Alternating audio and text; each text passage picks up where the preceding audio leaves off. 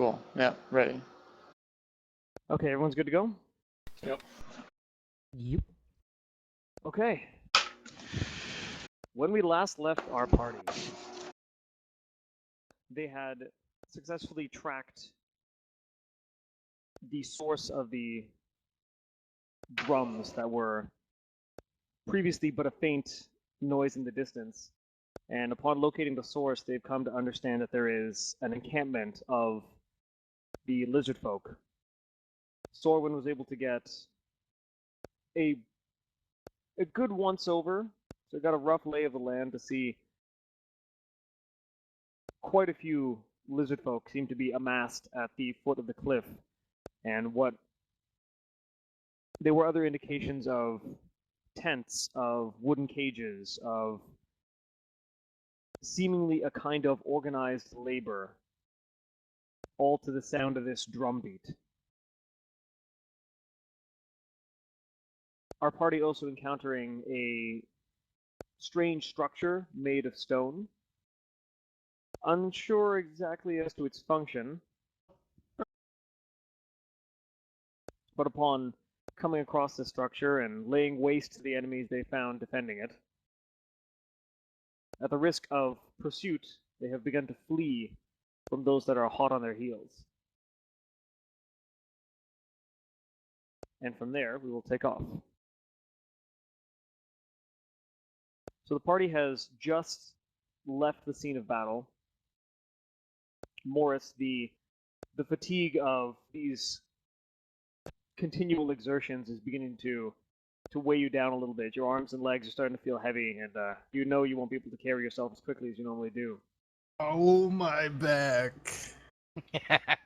No. I need everybody to make a... Oh, wait, no, I know you have passed without a trace, so you don't leave any tracks, but I still need everybody to make a stealth check. Add 10 for pass without a trace. So, Morris, yours is at disadvantage. 21.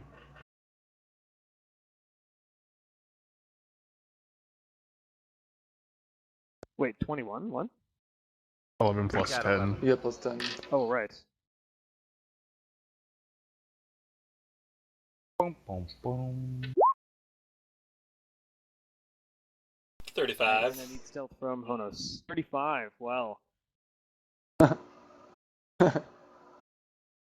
35 plus 10. He's the is goddamn win. 45. Just wait until we get. Oh, hang on, actually, I think we rolled for stealth. We did. You'll want to take Actually, my we new didn't. roll, though. 'Cause It doesn't I look did like we did. disadvantage, Unless Yeah, you want to that's take the true. old No, one. no, the disadvantage should stand. Okay, it's sufficient. 36. That was my last stealth roll. No, so what's the one? 36. If we're taking the last one. I'm gonna start casting that on you at every battle. Well, it's So, only within no one like a can certain see number of Honos feet. anymore.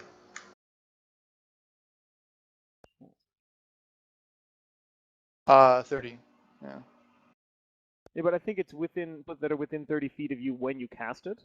But I don't know if that means that if they leave 30 feet from you, that Oh, they it's like an lose the aura, bonus of or stealth. yeah. It I could be think an aura. it's that it's anything that's within the casting radius. The spell effect is applied to them. It's also concentration, I think.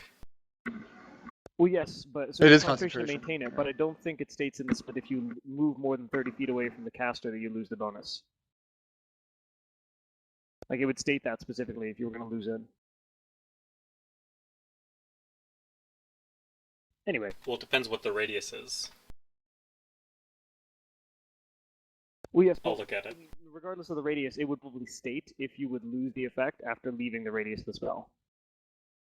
Because there are other spells that, like, if it moves this far away from you, it disappears. Like, it states it outright.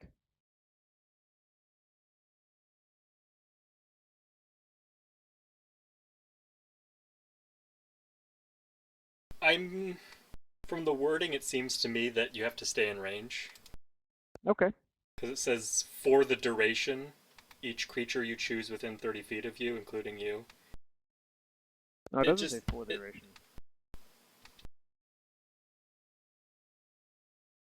It just seems it. I mean, it could be interpreted either way. Yeah, I think so. I think It it's would up to stand, the. I I think think it's it up would to stand you, to reason HP. that they would. Yeah. Are we talking about pass without a trace? Yeah. Yes. I'm pretty sure it's anything within the area while it's casting. So, like if you leave the area, it goes off of you. I always thought Pass Without a Trace was like something like, you know, like a mist or something that would follow along with. Because, so. well, in Critical Role, he always makes a big deal about them staying close to the person that's casting it. I mean, it's ambiguous the way it's Yeah. worded. HPG, how do you want it to be? You are Yeah. the almighty god.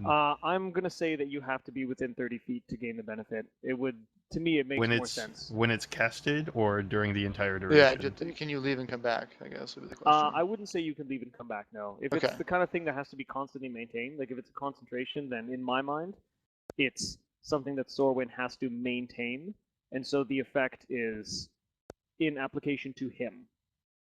Okay, so it's not an aura then for an hour. No, it wouldn't be. It'd be an aura around him. Yeah. So it is an aura. It's not just a permanent spell effect. Yeah, but so then walking So you back can into leave and range come of back. him works. Say that again. Walking into range of him works. Yeah. Like, can you leave and let's just say walk away to like a river and then come back, and then like get If- re-stealthed? If you come back into the radius, then I don't see, like, the way I'm spinning it, I don't see why it would not reapply to you. Okay. That's Okay. That's it. That Okay. works. Yep. Yeah. Okay.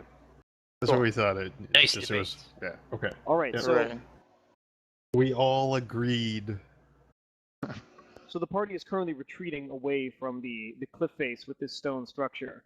Hot on their heels are a slew of lizardmen soldiers and two of the larger, bulkier ones that seem to be riding some sort of mount. The party disappearing off into the trees, doing their best to avoid being detected. You can see, as you're beginning to recede further and further into the tree line, heading back upriver where you came, that they are searching for you. There are torches that have been brought out. You can see that they are using every sense at their disposal trying to track you down. And they seem to have some very vague sense of what direction that you've gone in. And so they are still pursuing the direction you're traveling in. They don't have a beat on you because they can't trace your footsteps, but they have a vague idea of where you've gone. And they are We currently stay and pursuing hide you. and wait to ambush. It's up to you what you decide. You have right now. The group of you have gained about, I'm going to say 50 feet of distance on them. You're 50 feet further into the tree line, and they are heading towards you. Run, bitches, run! We can run or we can ambush. I'm gonna ask Joe because Joe's like the really, really sneaky dude. So. You don't see Honos. Oh god damn it. You just That- assume we're moving in the same direction. Honos, you are keeping tabs on everybody. You have eyes on where everyone is. But they seem to be completely oblivious to your presence. Well, then I'm gonna keep marching, or not marching, but sneaking forward. Now, if everyone breaks into a full tilt run, that is going to break stealth. You cannot sprint and be stealthed. So you have to decide. You can either move at your maximum speed, which would be your movement and your action. That's a dash. But you will lose stealth if you do that. Well, we can't really dash anyway because of Mr. Slow Guy here. Yeah. Yay! Let's set a trap. I think we should just lie and We wait until they pass. can't discuss this with fucking Honos. Oh. So he might still continue to Well, you keep can going. talk, and I can talk it Does back it- at you from the shadows. Does it Well, sound I've like they're already gaining tried on us? to. I'm sorry? Does it sound like they're gaining on us? They have closed about 10 feet now. Okay. Like I said, they don't know where you are. They just know the direction that you went in. I say we duck into a bush and let them pass. I like that.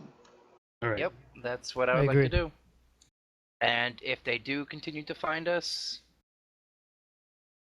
Okay. Well- In that case, without saying anything, I just duck into a bush.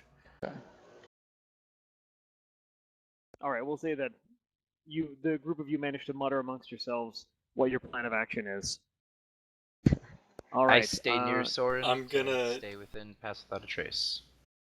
I'm gonna make a left turn, and make noise as I go further along into the forest. Try and draw them away from these idiots. So you're going to go further in the direction that you came from, or you're going to go laterally to where your group is? I'm going to make a turn, so I'm going 90 degrees from. We're headed south, right? You can draw the an group is headed arrow. south. Yes, they're headed south along the. I river. want to head east, or I want to head west actually. Okay, so you're going to head west. All right. So we'll say that within one round, Honos, you're able to make it your full speed, 30 feet. Are you going to, in the time that it's taken you to do that, first off, I need everybody to make stealth checks again. Add your plus 10. Also, Oh no! I'm gonna roll my my d20 because I want to have some fun. My stealth as well. Though I'm not really 27? trying to be stealthy right now. 27. well, but you get to decide when you break stealth. That's what I'm getting at. So for you to make that distance, so 27 with the plus 10? Yeah. Okay. Yeah, there's no way I can get up to that high. Actually, I'm just gonna rolled go a 30 15. feet and wait.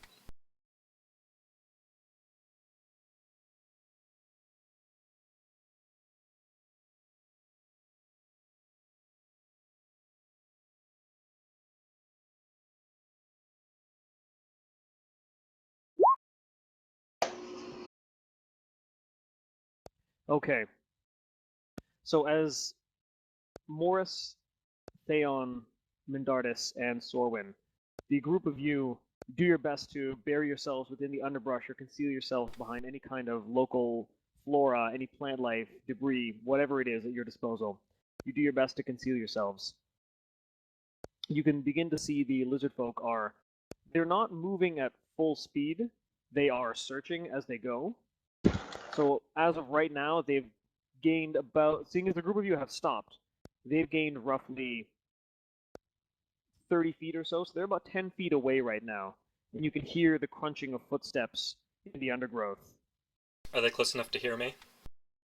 They are certainly close enough to hear you, so you are 30 feet away from the group, and you can see these lizard folk are roughly 10 feet away from where you believe the last known position of your party. I'm gonna loudly crack a branch and yell out in pain, and then start running. You're gonna sprint, or you're gonna sneak away? I'm gonna sprint. Okay. I guess I'm gonna roll. Yes, I'm gonna roll this for the lizard folk. Oh, they're not good at this. Okay. Evo, how hurt are you? What do you mean? Damage wise, like, are you okay or? I'm doing pretty good, yo. Okay, you're just exhausted. Yeah. All that clobbering. I killed things before they could touch me. Okay, I need you to make a performance check, Honos. Really? Yeah, you're trying to distract them. Okay. So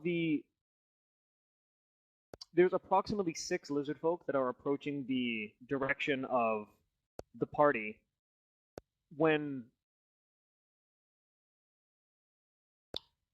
Morris, as you're trying to conceal yourself, you happen to press down on a branch that snaps underfoot. Well, I don't happen to. I do it on purpose. Oh no, this is Morris that this happens Oh. to. And as you do that, Morris, one of the lizard folk snaps its attention directly towards you. You can see it's concentrating there as if it does see something, and then there is a much louder snap of wood, a cry of pain off to the side. And 4 of the 6 lizard folk that are bearing down on the party, Sorwin, as you've kind of pressed yourself down against the earth and you've kind of hunkered down with some large fern leaves kind of leering over top of you, disguising you, There is a lizardfolk foot that lands directly in front of your face as it continues to walk forward just past you, seemingly not noticing you. 4 of these lizardfolk tear off to the side at full speed, where the rest of you can hear the light footfalls of someone fleeing. And there are now 2 lizardfolk that appear to be still searching within the trees. The larger mounted ones, these mounts cannot fit within the tree line, so they are staying near that near that stone structure, at least from what you can tell from here.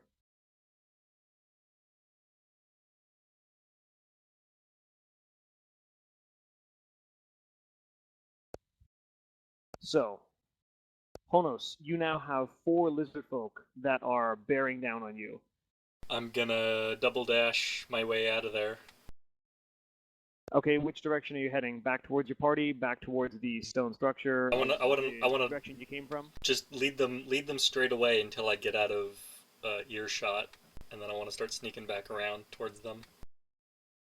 Okay, I would say if you use your double dash to get 60 feet away, you're already 30, 90. so that'd make you 90 feet away. Double dash.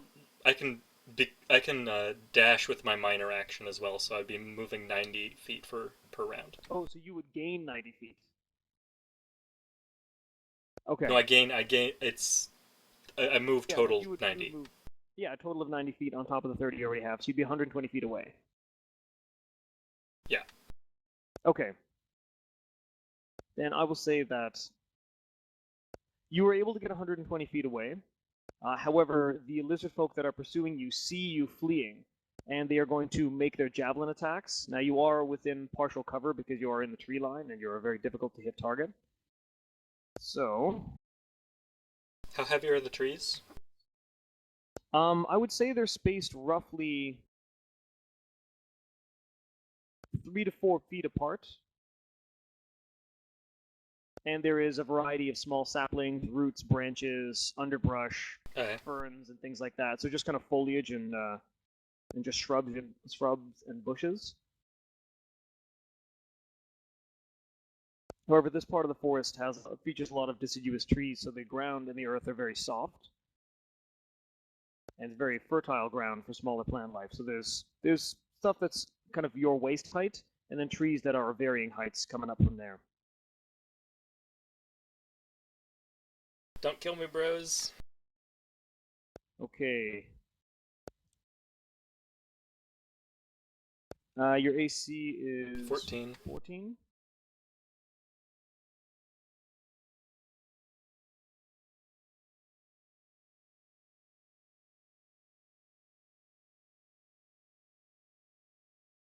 Okay, you get hit with.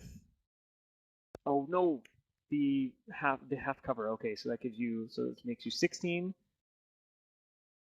Okay, so the 4 lizard folk hurl their javelins, and just in a fleeting attempt to strike out at this target as it flees, they've had to run their entire full movement, 30 feet, and are just barely able to get you in range. Most of the javelins and spears fall short. However, one catches you right in the back of the thigh and piercing into the hamstring muscle.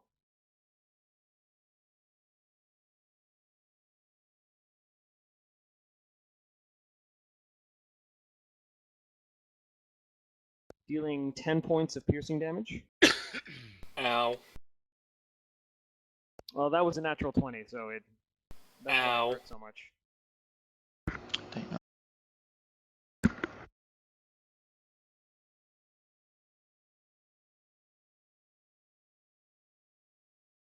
And so the remaining 2 lizard folk, one of them bearing down directly on Morris. As it clears through some of the foliage, it peels back some of the branches, and Morris, it has revealed your location. It's found you exactly. Does it reveal my smiling face? Well, it basically it kind of like pulls back a branch that's got like a bunch of kind of broad leaves on it, and I'm you're just right there. behind that branch. Do I see him doing this? You see can a I claw surprise reach attack out and him? grab this branch. Yeah, you can certainly launch an attack. It's not a surprise because he suspected you were there, but you can launch an attack. Yeah, that's fine. Can I attack recklessly?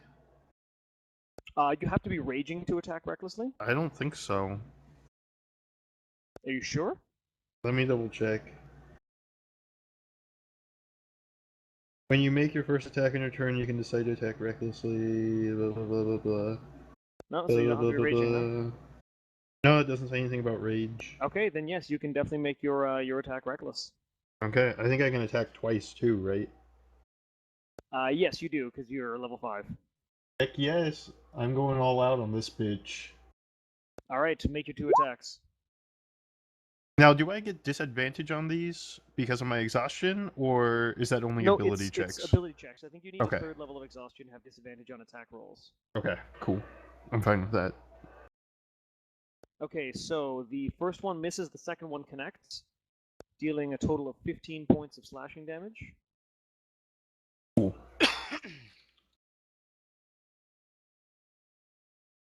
So this lizard folk that has pulled back this branch and kind of snarls at you. You take a big upward swing with your axe and it manages to sidestep and just barely miss it. And you flip your axe around and bring down the reverse side of it, which is a kind of like a small spine or spike, and it just wedges itself right inside the shoulder between like the torso and the actual shoulder where the arm is. And it hisses and recoils in pain as you pull it out, and a small gout of blood issues forth from the wound you left. Take that, bitch. Okay. You hear the second lizard folk call out to the individuals that are still waiting by the tree line. And it's a cry of attention, trying to gather more troops to this location. All right, so Morris has been discovered. Honos, you are creating a distraction. What are Sorwin, Theon, and Mindardus doing? You are currently, to the best of your knowledge, hidden from the lizard folk. And Mo's already jumped out and started attacking the one. And you I heard had Mo to. make an attack against this creature. Okay. Do I know where Honos is? Make a perception check. What did you roll again, Honos? Like 38 or something, 36 or something? Well, I'm not stealth anymore. Oh yeah, that's right. Yes, you're not stealth. Okay, so then yeah, you don't need to do the perception check. Good. You're able to see a vague dark blur that you suspect is Honos, although you're not entirely certain. But you think you saw him fleeing off to the west after making this loud noise and cry. Is the west towards us? No, so you're currently moving south, back upriver towards the Silver Spear Glades. Okay. And west is just further along the tree line, and to the best of your knowledge, is along the large cliff face. And how many guys did Mo jump? One person attacked Mo, and there's one lizard folk that attacked him, and one lizard folk nearby that called out for reinforcements. Well, if worse comes to worse, I guess we can always stealth again after. I'm going to politely whisper over to Soren and Mindardus and look to them to see what they want to do. With that perception check, you don't see Soren and you don't see Mindardus. They are still stealth. Okay. Did Mo successfully hit the dude? And do I have sight of that guy? No, yep, you certainly saw that. Okay. They are making no attempt to hide. Well then good. I am going to firebolt him. Pop out Alright. and bam. Fire your firebolt.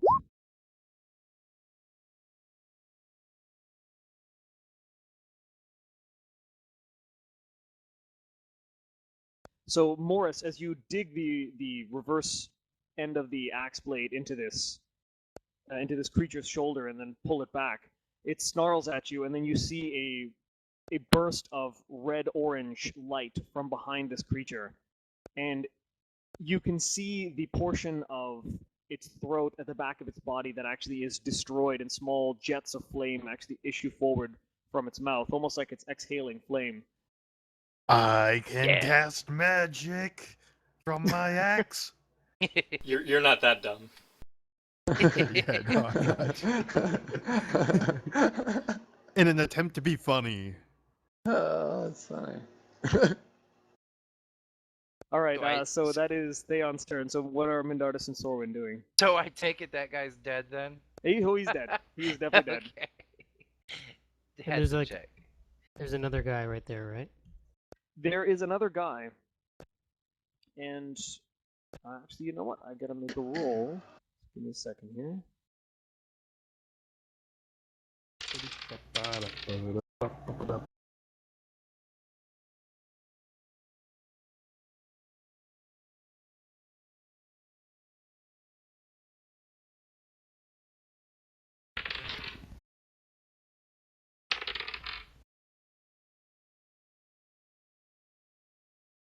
So there is one more lizard folk that's here.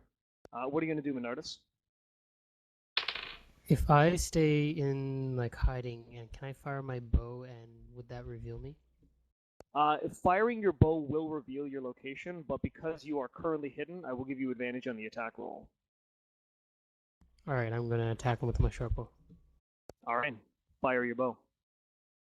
Sorwin, what are you gonna do?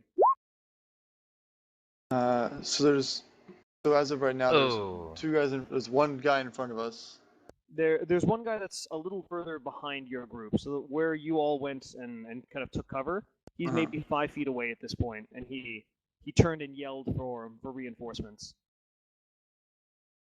You do notice that, so Theon and Morris, you do notice that two of the lizard folk that were pursuing Honos, when upon hearing the call of their comrade, turn around and come back in this direction. So there are two more lizard folk, roughly 40 or 60 feet away, that are coming back towards you.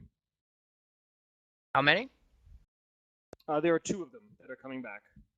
Oh no. Are they standing close to each other? They're well, I would say there's a tree in between the two of them, so they're like maybe 5 feet apart from each other, but Okay. they're standing on either side of a singular tree.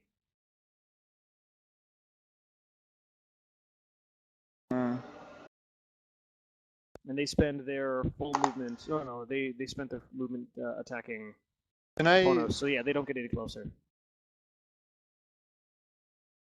use like a perception check to see if anyone's has taken a bunch of damage so far? Because I feel like we're gonna be here attacking these guys. Make your perception check.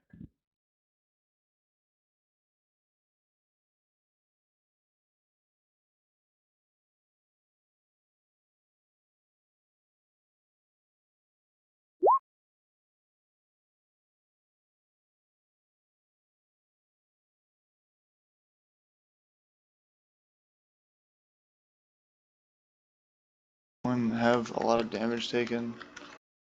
Go. Bonus, I guess.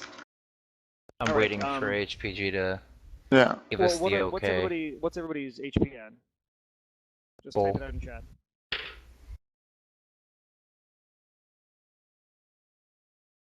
I'm a little hurt. Go. Okay. Okay. Then I.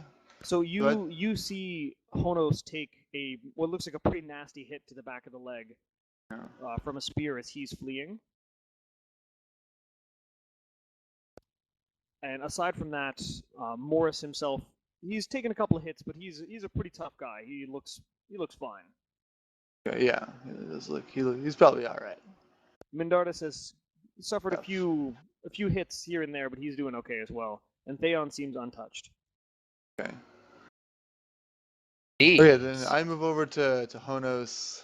And Honos heal is him. I currently might not be in 120 range feet away. of anything. He's 120 feet. Holy He's 120 shit. feet away from you. Well, So you can barely see Honos at this point.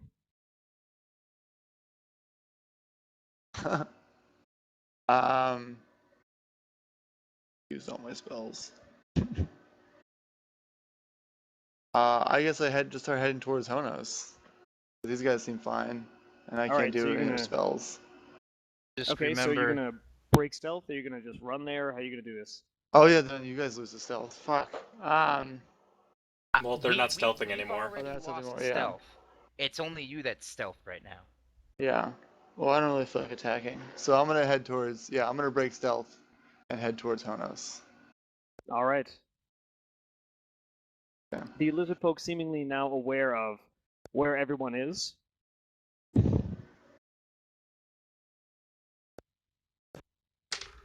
Sorwin, as you are moving through the tree line, heading towards where you last saw Honos in an attempt to render aid to your ally, of the lizard folk that have turned around or are heading back in this direction, one of them turns off to the side, and with a look of shock and surprise, a dark figure seems to almost pounce or tackle them from the side and actually pin them down to the ground.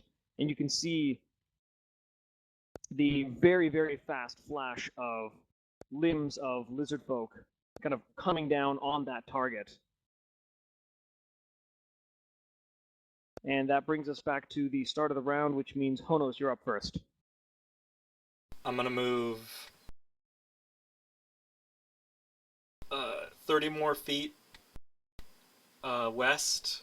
Then I'm gonna stealth and move 30 feet south. Okay, so make your stealth check.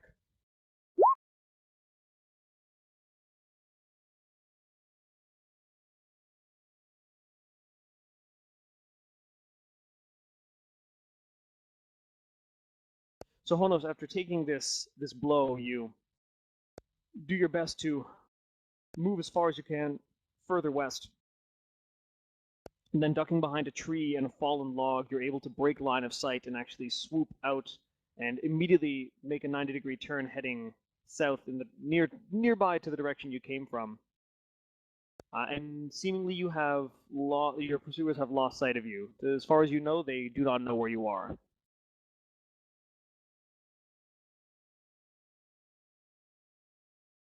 Which brings us to the lizard folk. All right. Sorwin, the two lizard folk that turned around, the one that has disappeared below the line of the foliage has not stood up again, and the other lizard folk that had turned with him is now fixated on something you cannot see. It's below the line of the plants, and it's actually breaking sight from what you can tell. If you want to see what's going on there, you're going to have to get closer. Okay. So is my pass without trace still on? Can I still have a plus to my dex? You're still going to have a plus to your dex. Also,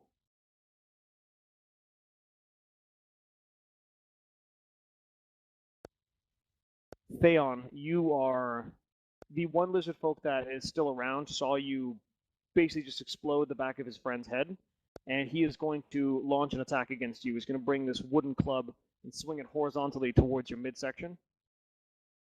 Okay. That is a 22 to hit.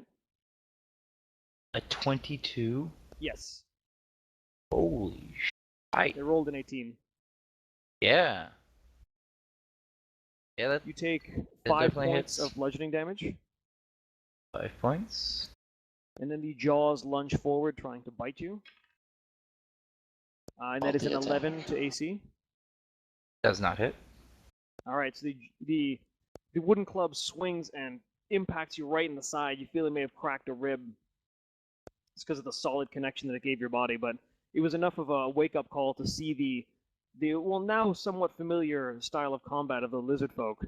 It lunges forward with its jaws, and you pull your head back just in time to see the jaws clamp down on nothing, a couple of inches from your face. I learned that one from Mike Tyson.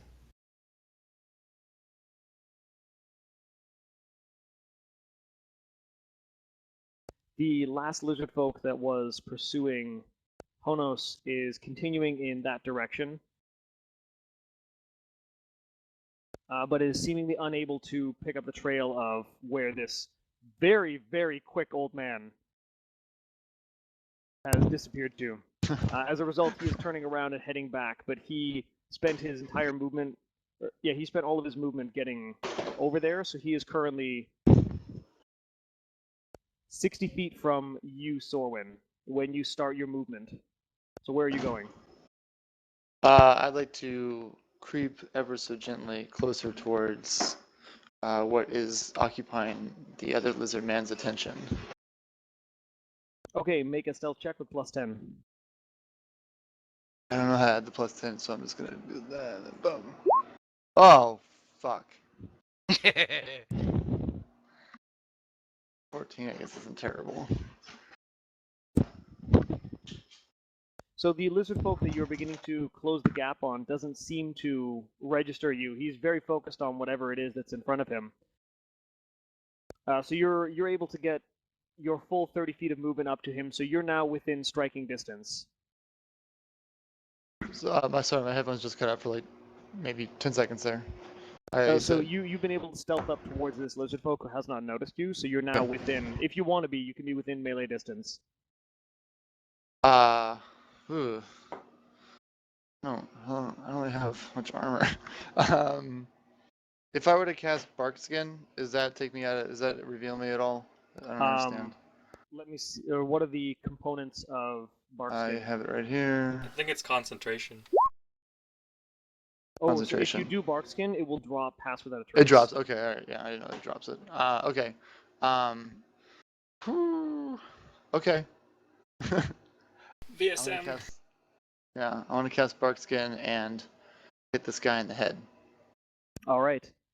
So, Sorwin, you channel your druidic energies, and as you finish your incantation, your skin, which is a relatively pale complexion, I don't actually remember what your skin color is, it begins to darken and almost seem to kind of coalesce and form thick ridges, and the flesh itself becomes gnarled, and this would normally upset you, but you happen to know why this is occurring, so it doesn't bother you. And you feel as if your skin itself has hardened into a tough bark.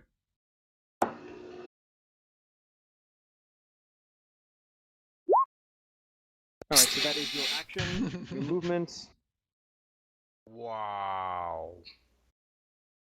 Okay, Wow. so you still have a bonus action. Are you going to do anything with it? Is that like attacking? Or is that- I don't think you can Damn it. attack and cast a spell on the What? same turn. Okay, then I'm gonna back up a little bit, but try to. I don't know. I mean, I don't know what to do. Don't die. As you're getting Yeah, up there I don't wanna die. and you put this spell on yourself, the lizard folk that has just been staring down at this patch of earth where his friend used to be, then rears back with his own club, seeing as he's expended his spear. And as he reaches to strike vertically downwards, a dark green, scaled, leathery arm with a hand clenched in a fist strikes upward, catching him underneath the jaw, actually lifting him up and off of the ground. He lifts into the air a couple of feet before landing with a very heavy thud knocked onto his back. And standing above him is a slightly darker skinned lizard folk, but this one is distinctive. It is not wearing any red leathers. There are seemingly a kind of series of tribal designs that adorn its arms and its torso, its chest, and its head is composed of, instead of dark green, are very ashen gray and white scales. And it stands over this other lizard folk, having hit it with this rising strike, and you see it kneel down and then once again deliver another solid punch directly to the head of this lizard creature. Okay, it's going to make its 2 attacks.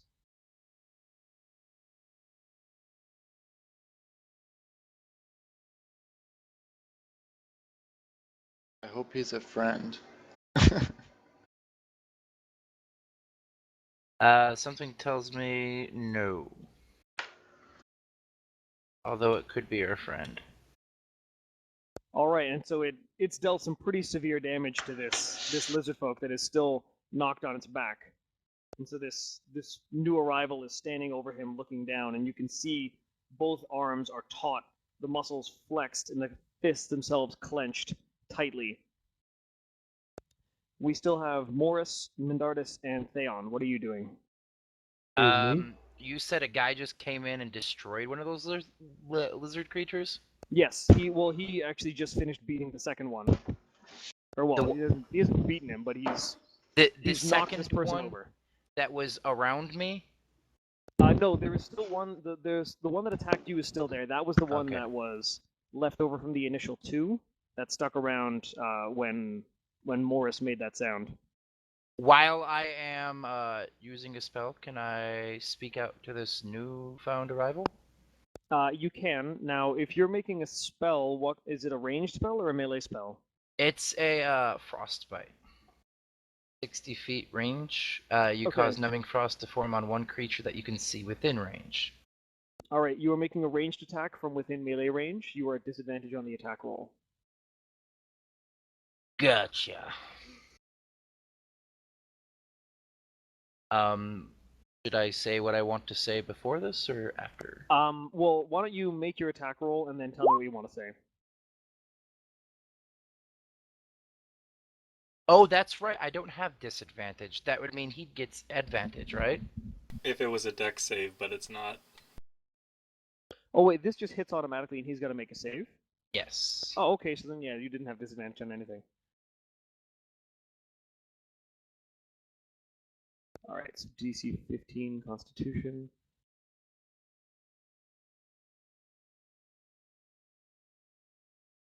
He does not make it.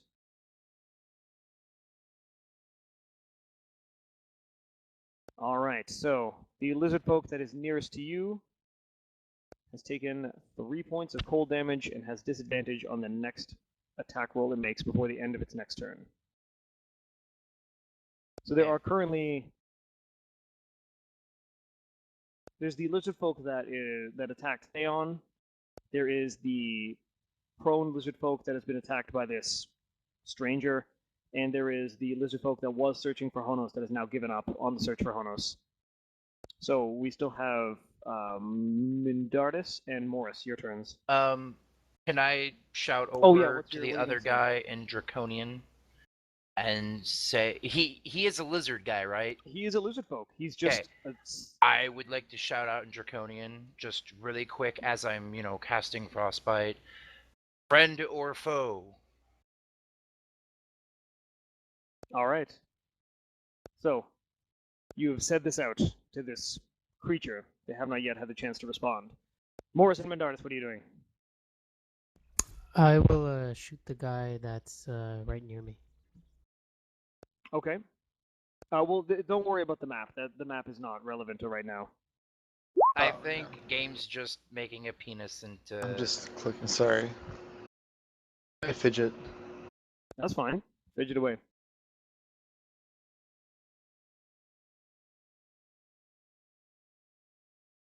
All right, so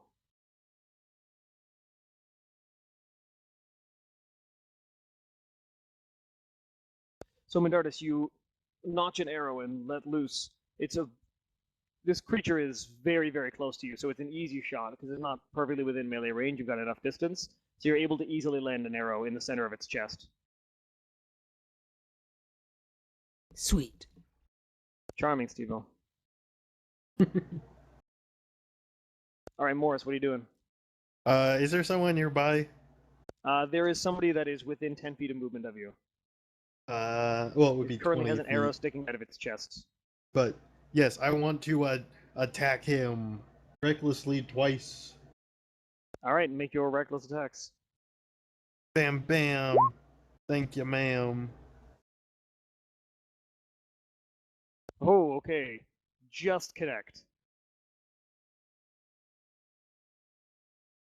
If With it two kills horizontal- him, if it kills him, I want to rip off his arms and slap his face with them. Okay, it kills him. Is he fighting the guy that was near me? Yes. Okay. So Theon, you are treated to an up-close and personal showing of what happens when a lizard folk upsets Morris as he... My frostbite can rip off arms! Yes, that is a conclusion that you come to. Is that your frostbite can rip off arms and have the creature beaten to death with them. Eh, I had to do that after he took credit for my fire out of the mouth. The remaining lizard folk. But let's see, that's everybody's turn. So before the lizard folk go, it's Honos. What are you doing? You've seemingly lost your pursuer. I want to move 30 feet southeast and then try and treat myself. Treat Okay. yourself. All right, you're able to move 30 feet southeast. Make a medicine check.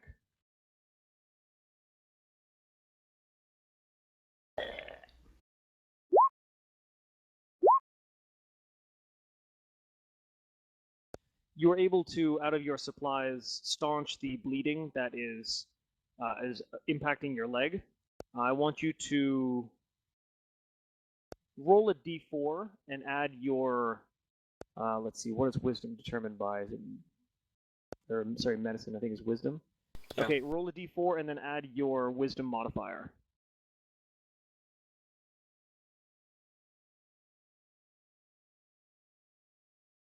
You bandage yourself up and regain 4 hit points. Oh boy.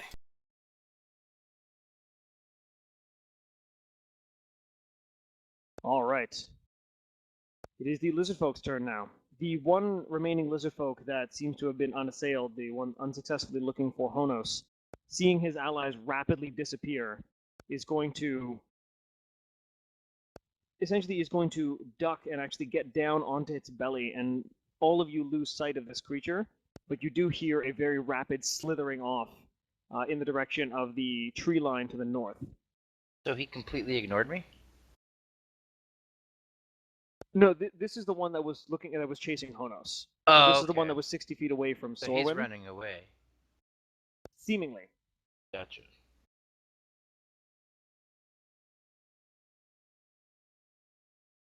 He knows what was best. And none of you are able to keep tabs on what happens to this creature. It seemingly eludes you. It is at this point that the remaining the one standing lizard folk, you see it continue to pummel whatever target it has in front of it.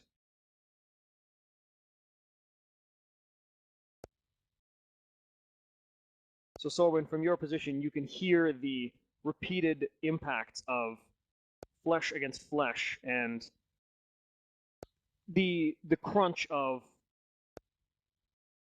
some bone breaking and the long exasperated hiss and release of a breath of air.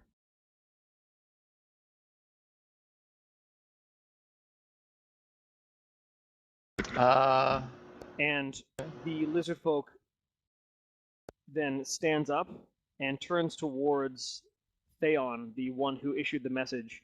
You get a clear look at it now, and this lizard folk is wearing just a simple cloth sash around its midsection, and other than that, it seems to have a variety of charms that hang from a loop loosely around its neck, Zelda game, or woven into chains made out of what appear to be like rope that's made from plants. Do I kind of hang down off of the ear.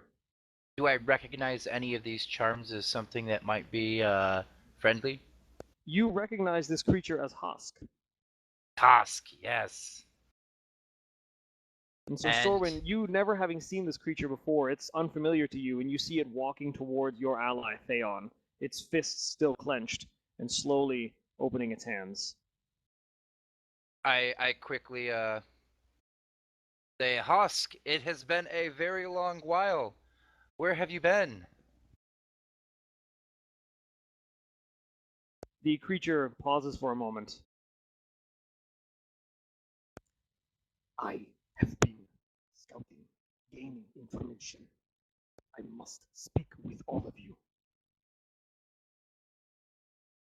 I quickly relay the information to everybody and try to get Mendardus, Soren, and Mo towards... Can I see Honos at all? You cannot see Honos. In fact, Honos is the only person out of the group that you currently cannot see. The pursuers, more reinforcements have not yet arrived at this level of the cliff. You can see moving along the tree line are the individuals that are still mounted, and you can hear them shouting down the edge of the cliff. And you can begin to hear this loud, piercing screech of what sounds like rusty metal and a very heavy mechanical sound. It's metal under strain, and you can hear a slow rumble that is getting very, very gradually louder and louder and louder. Has everybody gathered? Everybody except for Honos, you don't know where he is. Okay. Hosk, we have gathered everybody. We do have another, but he is not within range, and I am not able to get a hold of him. So, do not let him startle you. He is a little bit sneaky. But what is it that you bring us for information? We must go. Here is not safe. Come. And he moves off towards the south, the direction that the group of you initially approached from. Okay. I relay the information back to them, and I turn to Mo, Soren, and Mendardus, and I ask them, how are we going to relay this to Honos? Speaking of Honos, you have finished patching yourself up. The sounds of battle seem to have temporarily died down, and aside from the usual sounds of wildlife within the forest, you begin to hear this piercing screech of metal being strained. I grumble to myself about putting my neck out for other people. And then I walk over to these idiots. So, Theon, as you are relating this information to Hosk, from seemingly nowhere, out of a shadow that is cast from the rear side of a tree, the small humanoid you've come to know as Honos emerges, a bandage clasped around or wrapped tightly around the right leg. Let's get the hell out of Where here. have you been? Honos, as you meet up with your friends, you notice that there is a new arrival. There is another lizard folk, but this one is seemingly not aggressive towards you.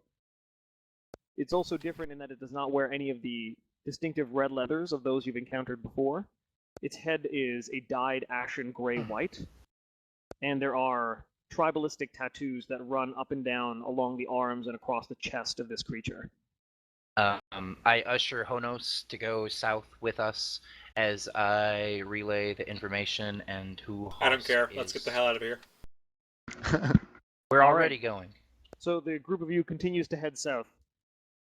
The sound of pursuers beginning to fade further and further off into the distance as you continue to hear this very, very gradual screech of metal come to a halt. And then there is a louder groan, and you can hear what sounds like a crash and a heavy collapse of material. There is breaking wood, collapsing stone, and there is the rumble associated with some kind of movement of earth. We need to get out of here faster. Well, your group is fairly far away now, and you Okay. cannot hear any signs of pursuing.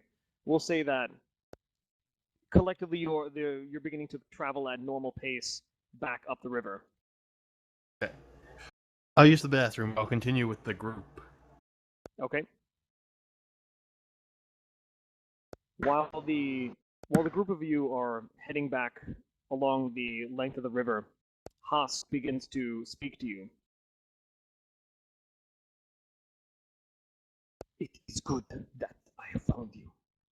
I have been unable to find my brothers and sisters. I need your help. My people will die without it.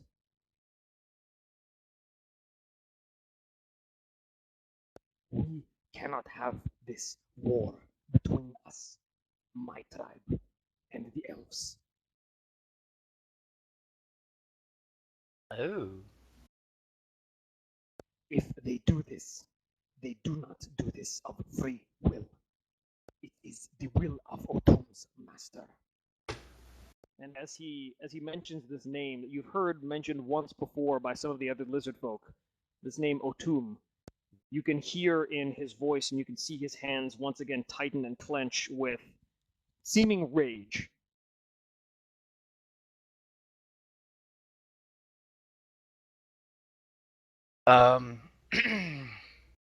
We must I'm- kill him. I'm going Kill to who? ask. Back. Otum. When you say that, Husk turns on a heel and looks directly at you. Yes, this one understands. Otum must die. Who must die? What did he say? So is Otum? Hosk actually speaking in a? Husk does not know how to speak common. He is speaking in Draconic. Okay. So I look Morris, back and tell Honos, him that he likes and you. Sorwin you're just hearing these kind of harsh, raspy tones, and Theon and Medardus are seemingly able to communicate with this creature in these harsh, aggressive tones. That's right.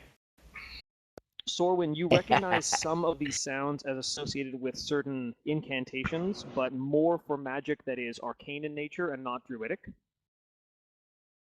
So you aren't able to glean information of what they're saying, but you do recognize certain sounds, and you're able to put together based on your. Well, actually, you know what? Make an Arcana check.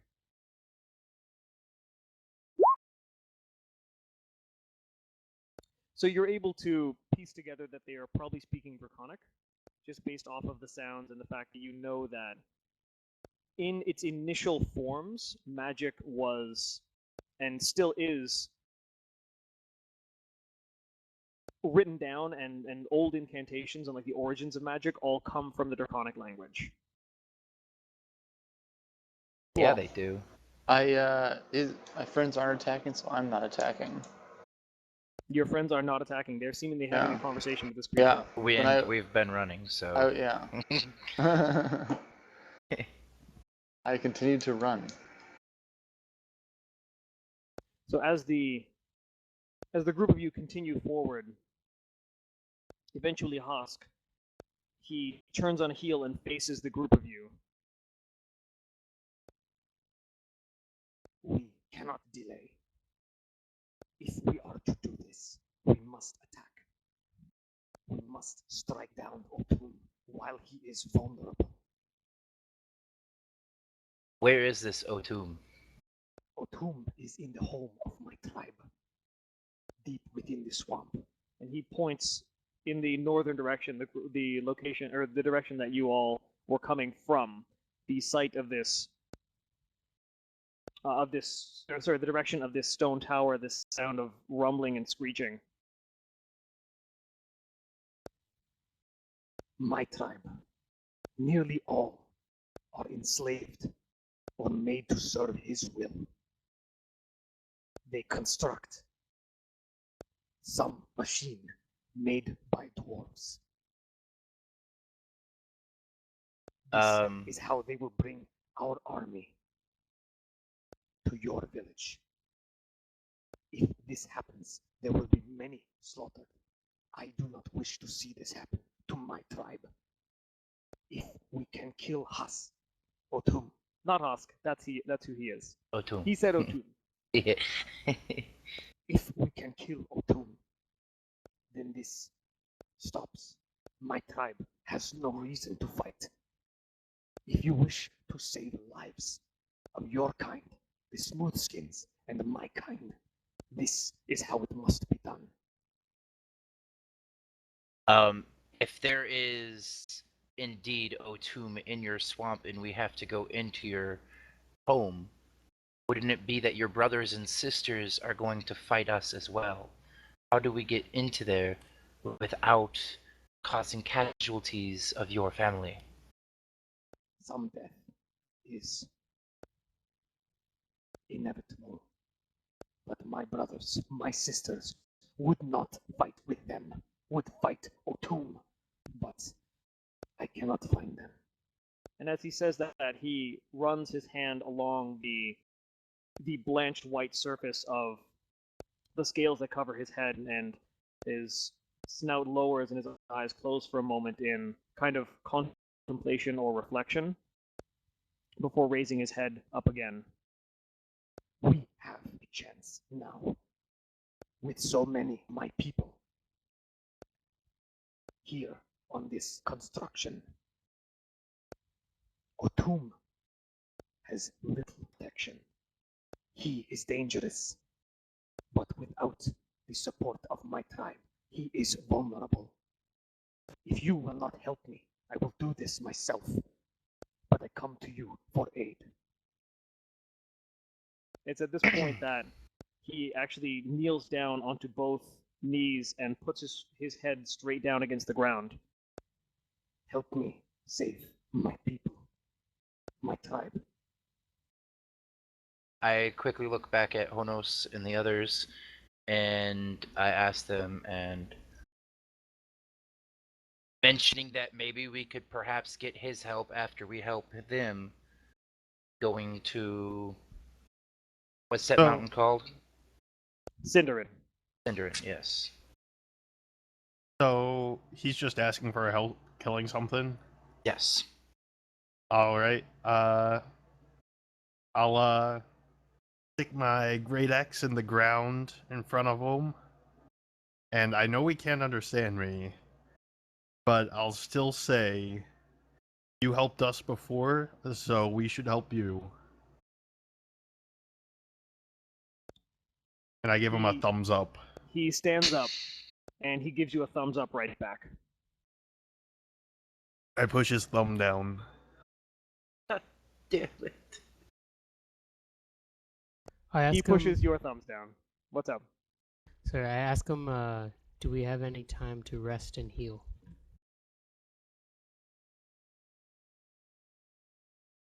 From what I have seen, my people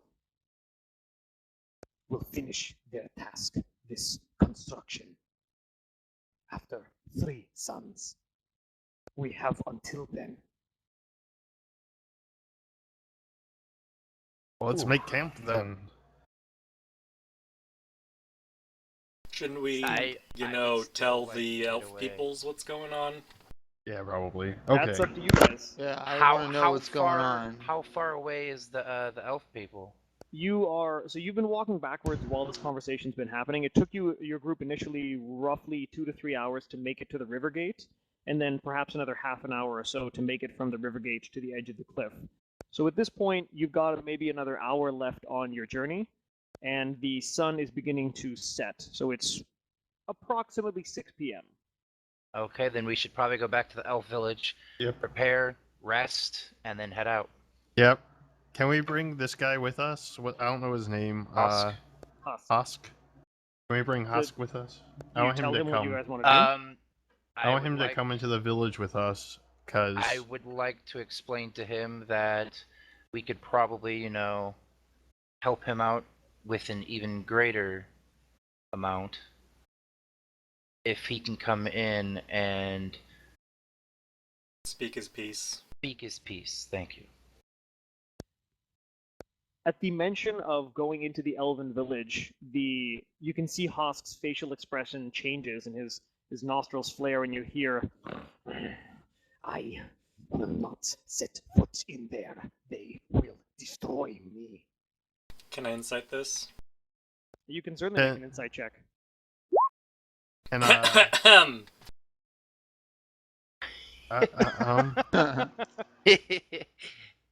You gather from the I'm kind gonna of need his gut birthday. reaction and the what? I'm gonna need his birthday, his favorite colors.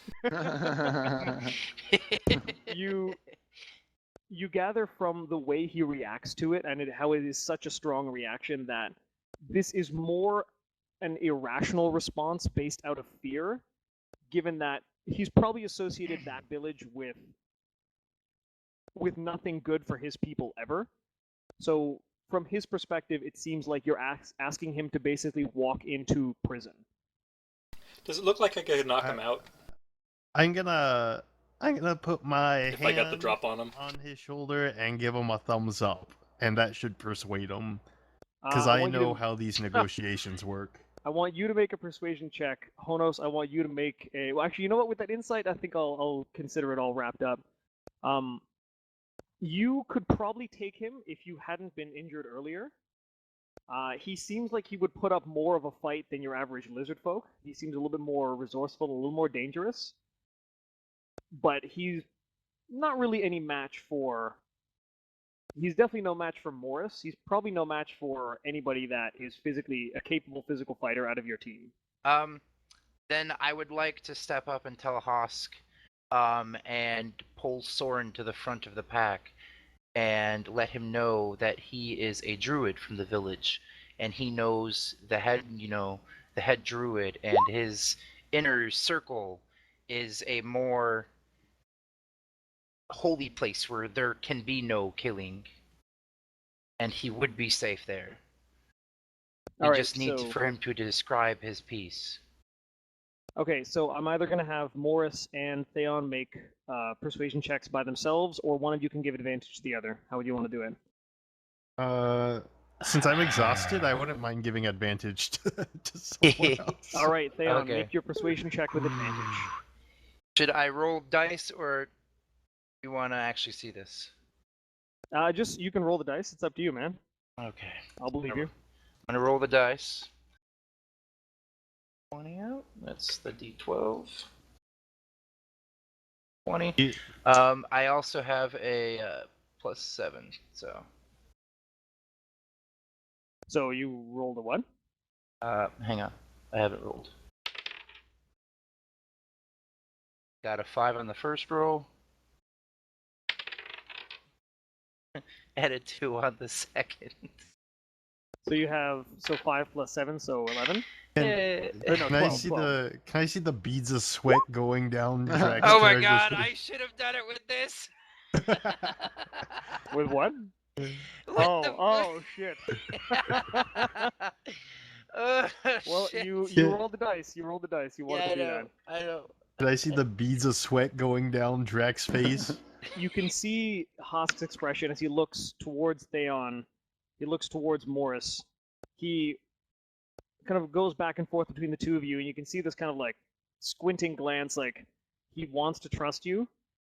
And he walks over to Sorwin, who kind of was indicated and had this bit of information explained to him. So Sorwin, this lizard folk, walks right up to you, and is just kind of eyeing you up and down, and you can hear these loud as he's like catching your scent. Offer him the peace pipe. Smells like a liar. And Morris and Theon and Mendardis, you hear the heavy sigh, and then very well. I will trust your tribe.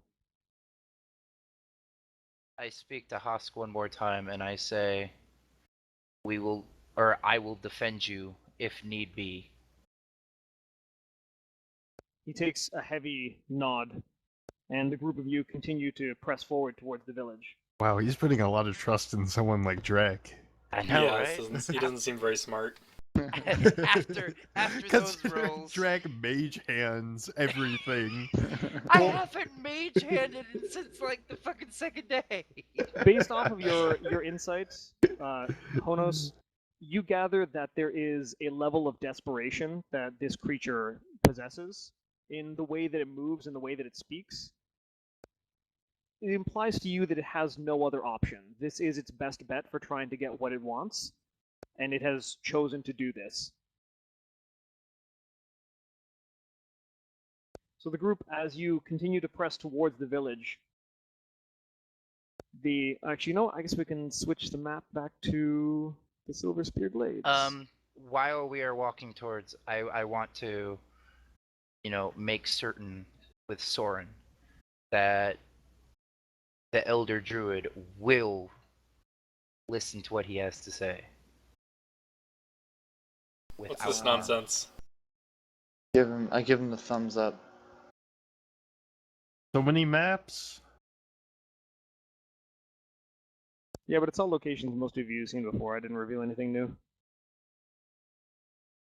Most of us.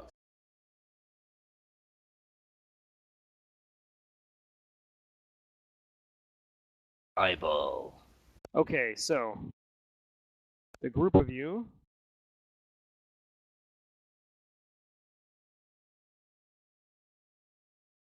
Oh, you are moving everything, buddy. Yes, that was not the intention. Okay. So as the group of you come back towards the village, as you are moving forward towards the edge of the village itself, can I have, let's have everybody make a perception check. I would like also to be standing near Hosk at all times. All right. You are beside Hosk.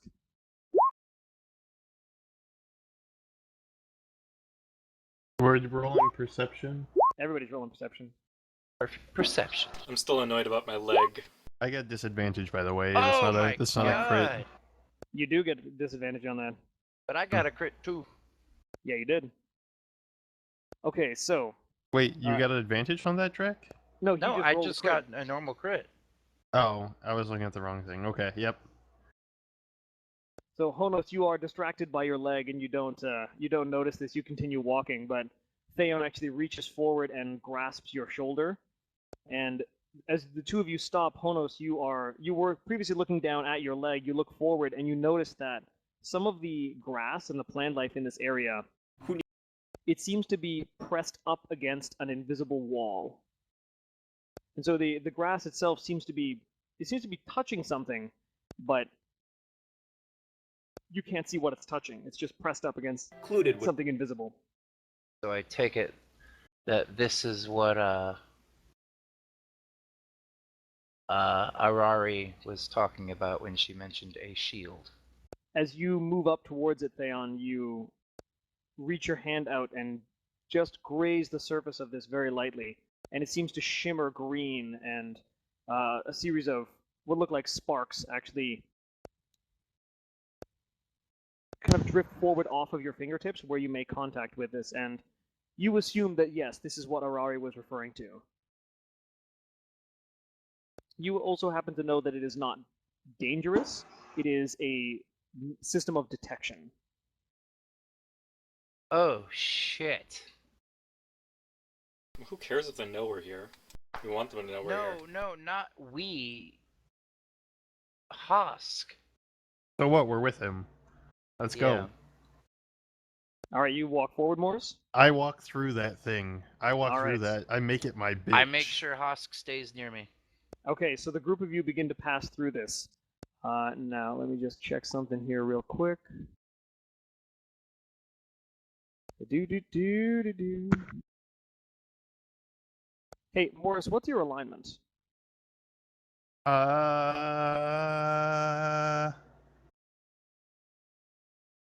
don't know. Did I decide that at some point? Yeah, look on you would have your, had to your decide it sheet at some up point. at the top. It's next to your class and your level. Hey, can everybody like It's- whisper me their alignment like through TeamSpeak or something? I'm just gonna add it to this little note that I have for everyone. Okay. I think I did this right when I made my character. I don't think I picked mine. Okay, time to start. That's like the Should- neutral like, good and stuff like that. The way that Yeah. you've been acting. Okay. Yeah. Okay. Then I'll just like pick one. Hold on. Maybe I did pick that actually. The way he's been acting, I'd probably have to say he was. What, like. Who, game? Yeah, like. Game's like... Neutral good? Yeah, Game's like... Too good. Whatever a pot smoker would be. Yeah. Yeah, Good nu- man. Neutral good. Because Neutral he's good, not yeah, chaotic, Because he's I not may rob lawful. you to get drugs, but like I won't. You know? Because like we're friends. God damn it. I am in your house. It's just me. It's cool. It works like that. All right. So as the Morris seemingly doesn't give a shit about whatever it is that's caused Theon to stop, and actually just presses forward. And Morris, as you walk through this, you get some kind of sparkly lights in front of your vision a little bit, and you pass through a layer of what is a little warm and even a little ticklish. It only lasts for a moment or so, and you seemingly walk through it. I giggle. And then you are standing on the foot of the river, that surrounds the village, and you begin making your way down into the river. Splash. I was taking a bath. We're going there. So as everyone sees Morris walk towards the village, you see him pass through a field that seems to react to his presence. It conforms around him a little bit, and then sort of billowing out and surrounding, enveloping him. You hear me giggle. And you hear him giggle. And he passes through seemingly unscathed.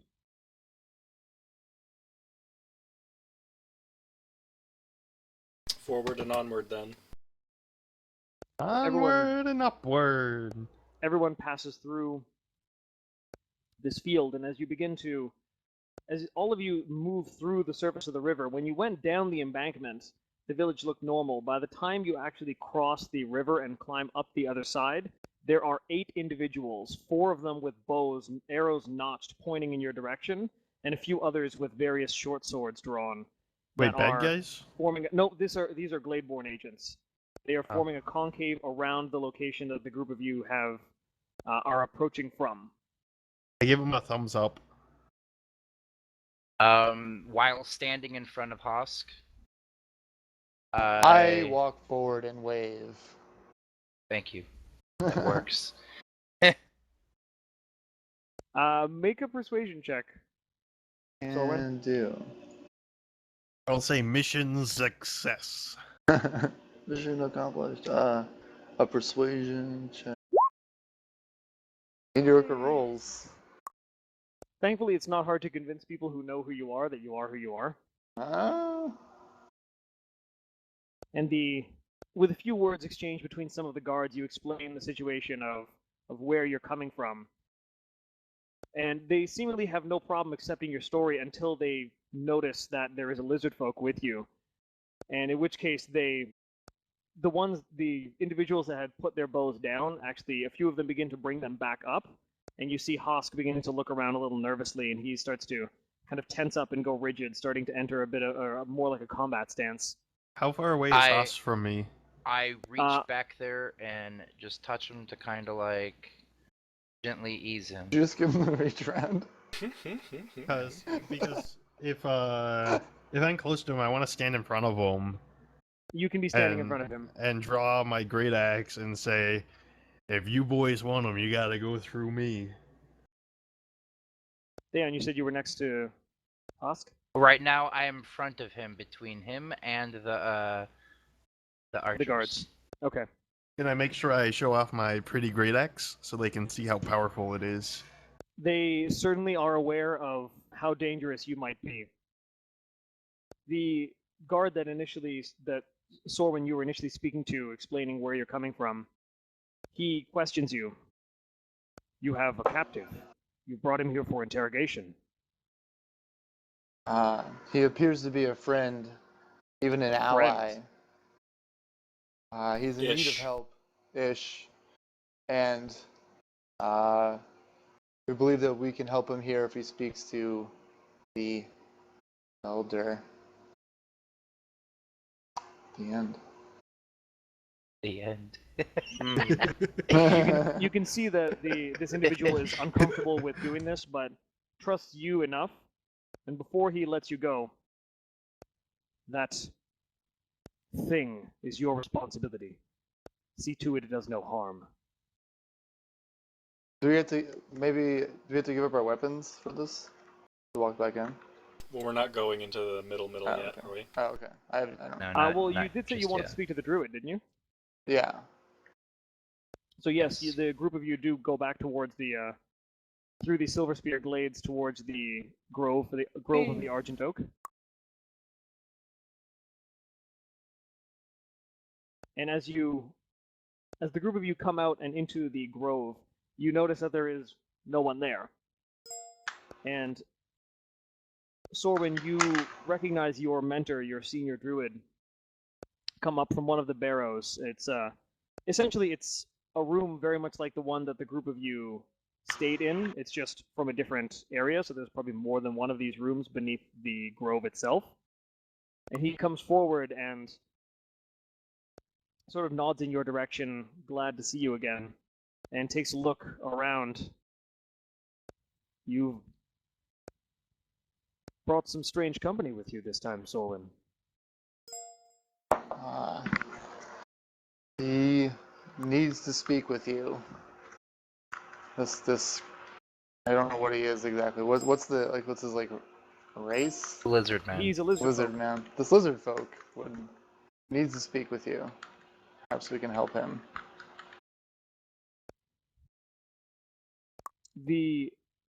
So serving as a translator, Mindardus and Theon are able to relay what it is that the lizard folk is asking. And you see Sorwin, Sorwin, you see your mentor, Diranor, he kind of takes all this information in a very kind of measured way of weighing some of the options. And he strokes the long white beard that he has. So if I am to understand this correctly, your companion here is suggesting that we strike at the heart of the lizard folk.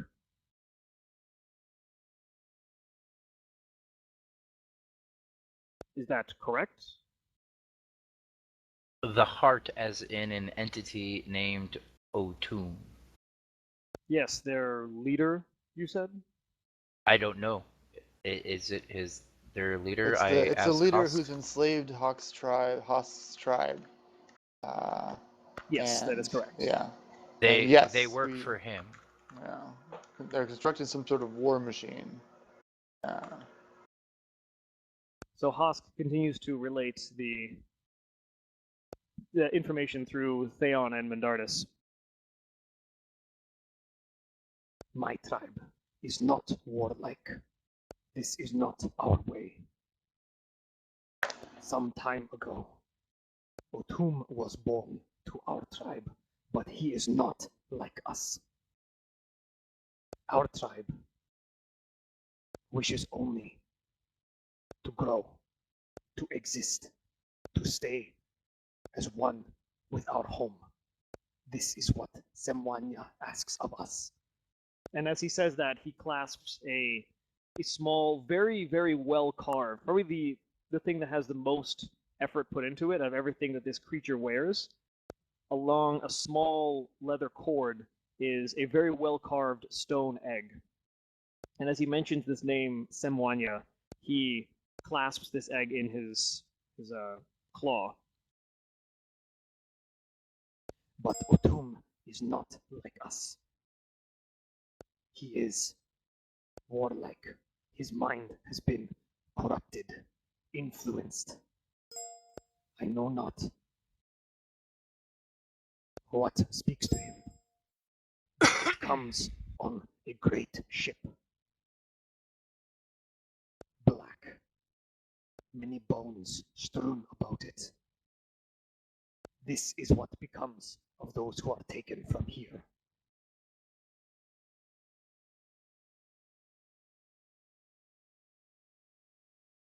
If we can destroy him,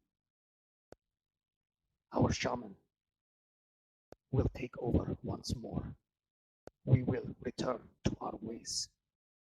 But I say this, if we are to do this, we must have peace between you, Smoothskins, and my tribe.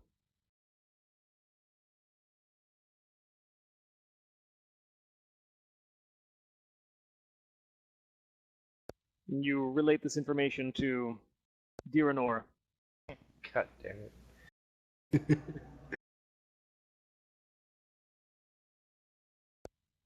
Diranor seems to take this information in, and then turns to your group.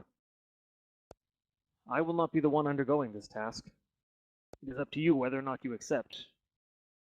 If you believe him, I can do what I am able to ensure that we are not striking down the lizard folk, provided we do not need to do this. But if what he says is true, and in 3 days' time they will be upon us, we will have no choice but to defend our borders. And if that means stopping these lizard folk with force, we will use it. So what say you? will you take up this creature's task? Secret mission. Secret mission. Um, So long as I I'm- get dinner and a place to sleep. and I- wine, probably. Yes. Lots of wine or beer, ale, mead. Whatever's made around here. Brandy wine. Brandy wine. Listen to Soren, he's from here. Well, Sorwin, you happen to know that there's a kind of fermented fruit that is very often used in celebrations, and it's fermented because it gets a very, very high alcohol content when it goes through this specific process. Now, you know some of these happen to be around, but they're not ready quite yet. But I know a guy in the village who can get me a barrel. You know some of the people Actually- who are responsible for this. You know that actually- there are other places in the village that sell alcohol. I take the alcohol thing back because I know a lady. Okay, then If I if I remember where the shop is. then I keep my You remember knowledge where of the this shop rare is. fruit. All right, so you don't tell anybody. Now, Diranor then addresses your group once more. You are free to rest here the evening, but given the constraints on this time, I suggest you do not delay and set out at first light tomorrow. good to me. I have to go to the bathroom really quick. Okay. So if we're done here, I want to go back to that shop to fill up. All right, so Morris is going back to the store where he was able to purchase the very powerful alcohol that he initially consumed. So you are back in the Silver Spear Glades. So what are Theon, Honos, Mulla, Mindardis, and Sorwin doing? What time is it? It's getting on to like 8 o'clock now, so you have a little bit of the evening left. You've got a few hours, and then you should probably go to sleep soon. I want to find somebody to treat my leg. Diranor is able to help you out personally, and he is able to, let's see, cure wounds. I think is 2d8.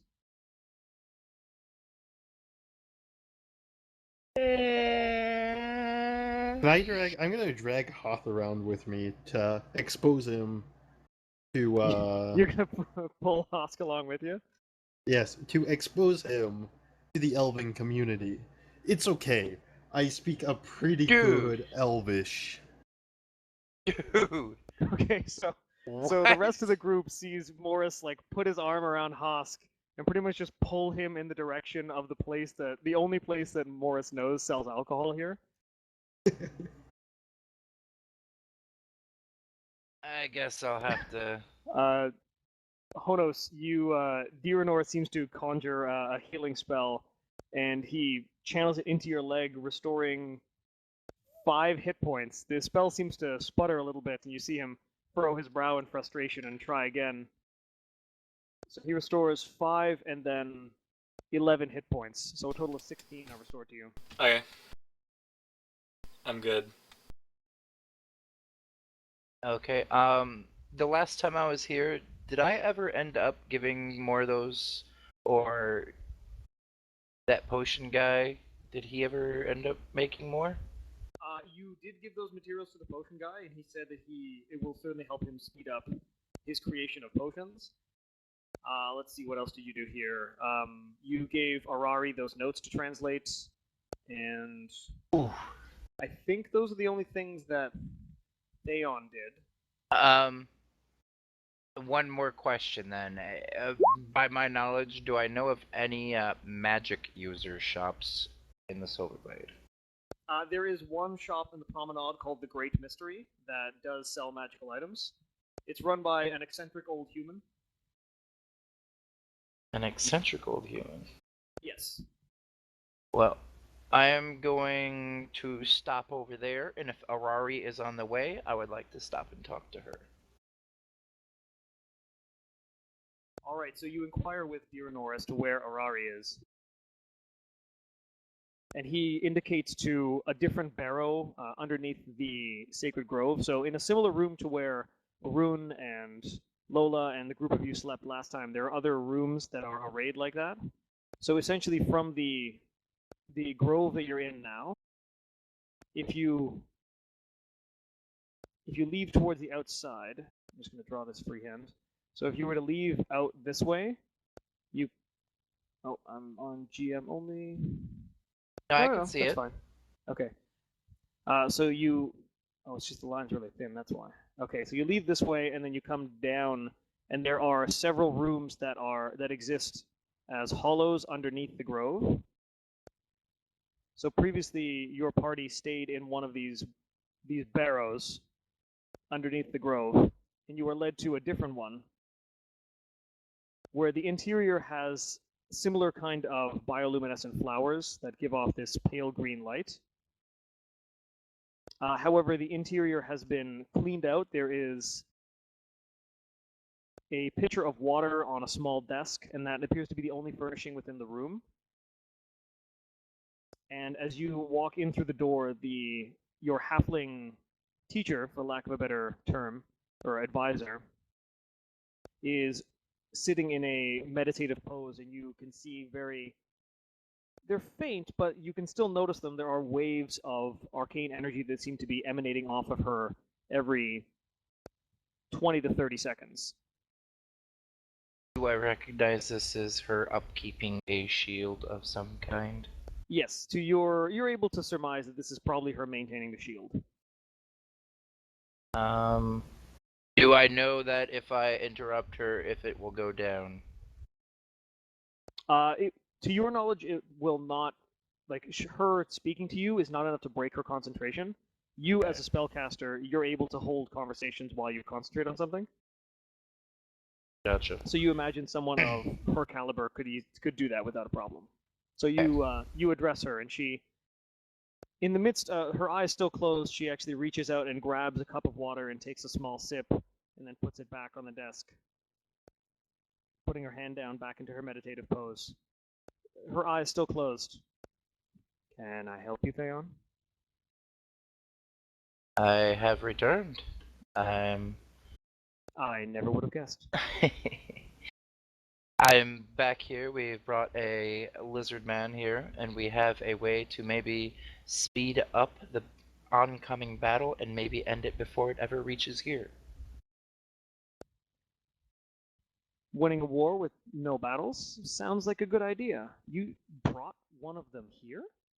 Oh, there will still certainly be a battle, but we have to remove him because he's an old fart who wants to fight all the time. Well, I deal with enough old farts as it is, so I'm okay with one less. As am I. I was also curious about those notes that I left you. Have you had the chance to? Yes. I've had the chance to look through some of them. It took a little longer than I thought. The notes themselves, they're in Sylvan, but they're encoded somehow. It took some time. I've only got a few of them translated, but they're over there on the desk, and she indicates to the desk off to the side of her, where initially she puts down that cup of water and kind of reaches it back and forth with her mage hand. So arrayed there are... Oh, I love that spell. Arrayed on the desk are a stack of some of the journals that you put and a few pieces of parchment that bear Arari's handwriting, as she seems to have translated some of these out. I use my own mage hand to lift up the notes in front of me and read them. Okay, so I'm gonna set this up here. Give me a sec.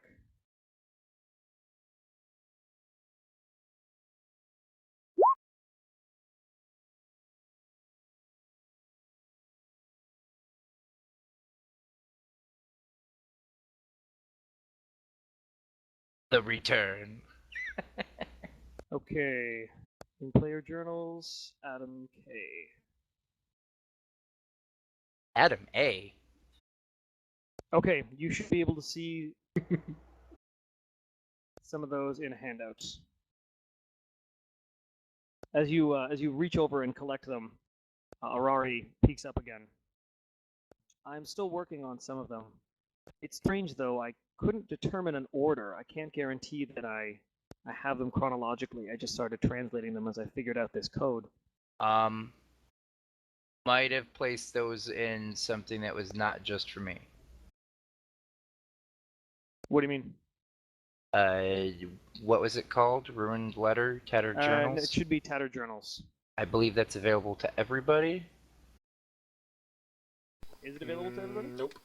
No, it should just be you. Really? Can Yep. can everybody else see Theon's memory and Robe of Defense then? Nope. I wonder why Oh. it's in two different places. Oh, I can move that down. It's just that's where I currently keep it. Okay.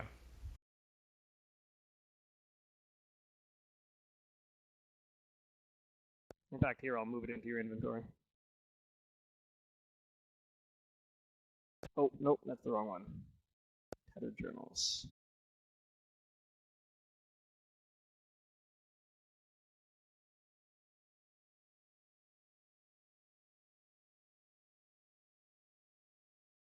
If Thank there's nothing her. else, Theon, I need to concentrate on this. I thank her for her time and wish her best of luck, and I head towards that magic shop. As you're going to leave, she asks you, "So what did you find out there?" I relay also the very, very large thing that did we see it in the distance or just felt and knew that it was something big? You And didn't all the see it. screeching. You only recognize the stone structures, but Arari actually fills in some of the blanks for you. And she explains to you that that is a location of an old dwarven lift, and it used to be part of a larger structure that, before the cataclysm that shattered the island, it was used to transport goods and personnel up and down that cliff without the need for any kind of climbing gear. So it just made for a lot easier transportation of larger groups. Oh shit. And she goes on to talk about how that has been basically discarded and ruined for almost 100 years, if not more. Well, it sounds like they may have found a way to get it up and running, or are busy fixing it within the next coming days. Oh, that sounds unpleasant. Know of maybe anywhere else that these may be located?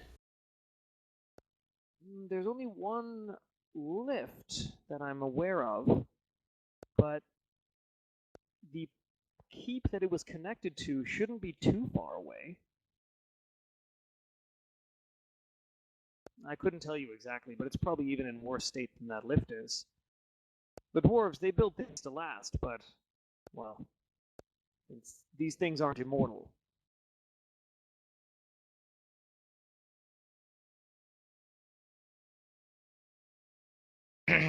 I thank her once again. And then you head off towards the magic shop? Yes. Okay, so Theon is heading off towards the magic shop. What are Morris Mindardus, Honos, and Sorwin doing? I'm heading to the shop with what's his name. You're taking Hosk towards the shop where you saw the elven girl. Yep. Okay. What kind of shop is that again? It's just a general supply store, so I'm you gonna can head get like gonna head there. furs and all sorts of stuff. I'm brooding. Is You're brooding? Lola still in my house? You go, so Sorwin, you head to the barrow that previously you stayed in, and you can see, when you enter, you notice that first, Urun is not there, and second, Lola is there. And what's more is she looks better. She looks a lot better. Her hair has been cut, and actually, instead of just a disheveled mess, is now actually drawn into a very, very small ponytail a very short ponytail that's kind of stunted just as all the ends of her hair are gathered together in a small binding. What's more, the scarring on her body, some of it seems to have faded, some of it seems to be gone, and what's more is she just looks a little healthier in general. Nice. Um, She smiles when she sees you. I say hello and I ask her how she's feeling, and I ask her if she's hungry. Wants another salad. She gives you a very pleasant and chipper hello, and she smiles, and you can even see that her teeth are in better condition now. Good. I'm feeling much better. And no, I'm not hungry. I had dinner with Teresa. Good, good, good. Well, I don't know much else about this character. I understand. So, did you guys beat all the monsters? Can I go home? Not just yet. There's still work to be done. We're looking into it. No. I'm so bored here, though. Oh, go climb some trees. Could be worse. Christ. Yeah. Yeah, I suppose. Oh, hey, if you're gonna go out there, could you do me a favor? What is it? If you find any little mushrooms, they're short and they're very fat and they're brown and they're very, very fat and they're delicious. And if you could find some, then could you bring me some, please? That can be done. They grow in the swamps. Well, fortunately, we're heading there. Oh, well, that's good. But be careful of the purple ones, though. Stay away from those. Purple one. Yeah. All right. If you get too close, they make a whole bunch of noise. It's a terrible sound. Oh, It scared me the first time it happened. good to know. I will avoid the purple mushrooms. Anything else that we should possibly avoid? Or remember when we go to the swamps?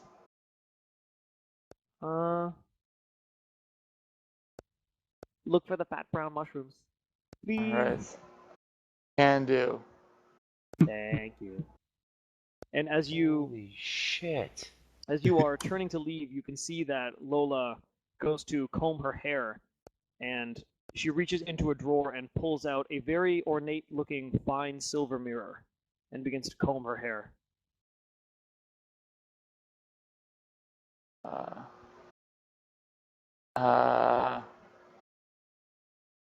I say that's a nice mirror you got there. Thank you. Teresa gave it to me. Make an intelligence check, Sorwin.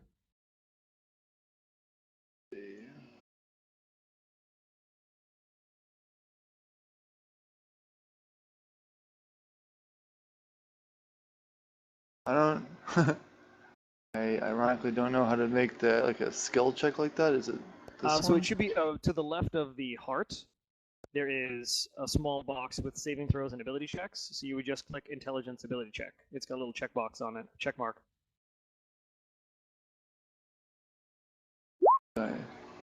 Oh. Oh, I enabled 3D dice, so that's Yeah, that's I why see that it. was weird. Okay, This that's actually pretty cool. looks Picture. really similar to that mirror that Theon stared into before he was able to relay a whole bunch of Oh information. dear. And it actually looks really similar, and you know that Honos used it as well. But to your knowledge, that one's still in the possession of your party. I asked her where she found that. I told you, Teresa gave it to me. Oh, I grab it away from her. Hey, that's mine! I need this. There's some sleepy time weed in the drawer. Go to sleep. Wow. Wow. As you try and take the mirror from her, you note that her grip is surprisingly strong. And you have to try and She take gonna it from eat her. you? Can I get you to make a strength check, please? Oh, that's very strong. She's a strong lady. So as you go to tug this mirror, her grip is really good. Like, it is surprising. You are a little bit taken aback that a girl this young can exert this much strength. And as you see her gripping that, you can actually see like taut muscle flexing underneath her skin. And as you do so, you notice that some of the scarring actually seems to become a little bit more prominent again.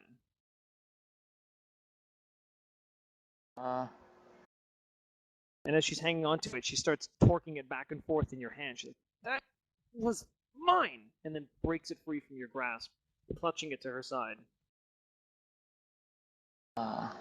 I try to persuade her to give it to me. I ask her that I need this and it could be dangerous. I don't understand what it is. Make a persuasion check.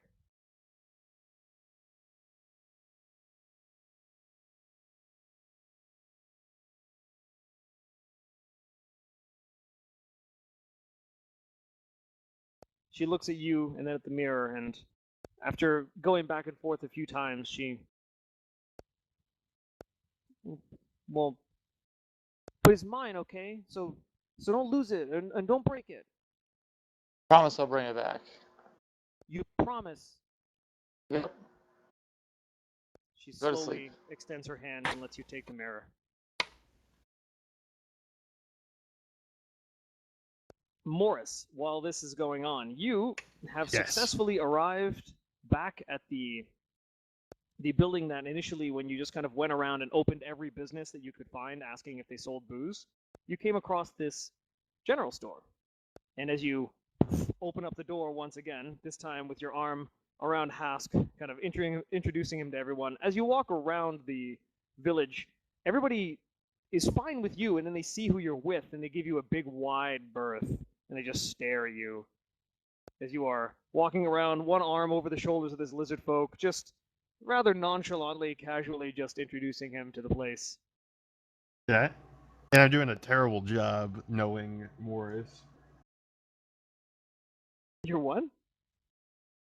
Knowing the character Morris, I'm doing a terrible job introducing him to everyone. Well, you're trying to introduce him to people that you've never met, so you're just, half the time you're just making up names for people, and you think you know what it is you're talking about, you're coming up with history that doesn't actually exist. But Hask doesn't actually speak common, so he's just hearing you make noises and kind of gesture towards things, and has thus far just kind of been going along with it. Okay. So we So you- arrive at the You arrive there, and you general see store. the same elven girl that was behind the counter. She looks up and says, "Oh, back so soon. What's that doing here?" What's and what points- doing here? It points directly at Hask. Is the arm that I have over him cut up? The arm that well, you kind of have like general damage just across your form, so yeah, you've got Okay. cuts and scrapes over both arms.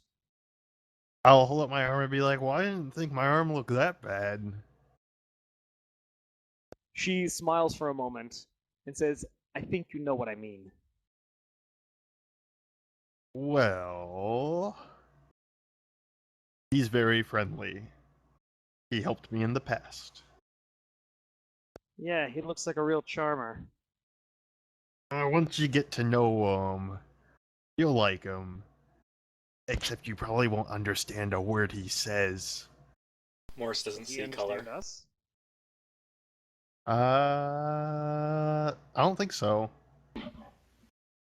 She leans in towards him and says, "Hey, ugly." Hask seemingly does not respond. Yeah, I don't think he understands us. So we don't Well, wanna it's pick not on- nice to call him that. I throw my wineskins on the counter and say, "I need a refill."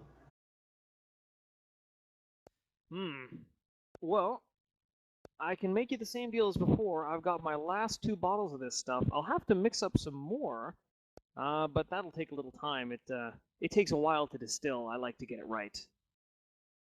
Fine with me. Fine All with right, then. me. So I think it was... Oh man, how much was it for this stuff? Wasn't it like 10 gold or something like that? That seems like a lot. No, I think it was 2 gold per wineskin, so 4. Yeah, I'm fine with Yeah, because that. that's pretty expensive for alcohol. So yeah, 2 gold per wineskin. All right. I pay her. I tip her Alright. some. I tip her 3 silver. Is 3 silver a lot? Is that a good tip?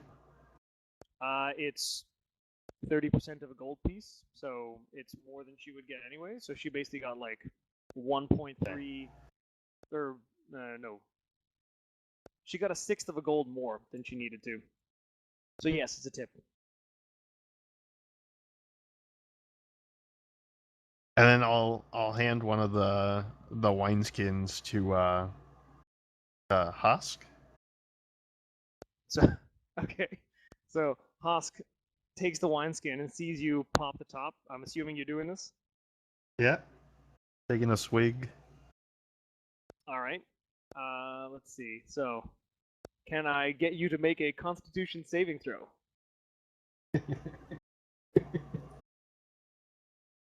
Oh God, I have disadvantage. You have disadvantage. Oh. No, wait, that's Was an it- ability it's- check, yeah, not a it's- saving throw. So you don't have you don't have Oh disadvantage wait, on that. I did a saving throw. Let me do a check. So as you, Morris, There's as a you take a check. big swig of this drink, you can feel the warmth radiate down your gullet as you start to pound this back, and it spreads outwards through the chest, kind of settling into your stomach and spreading outwards in this nice kind of warm burn. It's almost uncomfortable, but you had this before. You kind of knew what you were expecting. Hosk did not know what to expect. So as soon as he started drinking some of this, he coughs and sputters, and some actually shoots out of his nostrils, and you can see him like he's basically just trying to get the vapors out of his like nasal cavity as best he can. So he's thrashing his head back and forth with.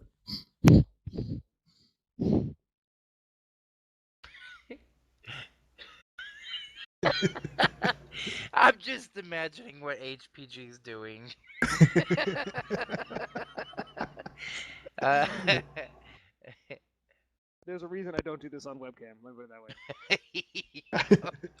It'd be awesome if we did. HPG accidentally blew snot out of his nose. And Oh, I could totally feel the snot flying. I could totally feel it.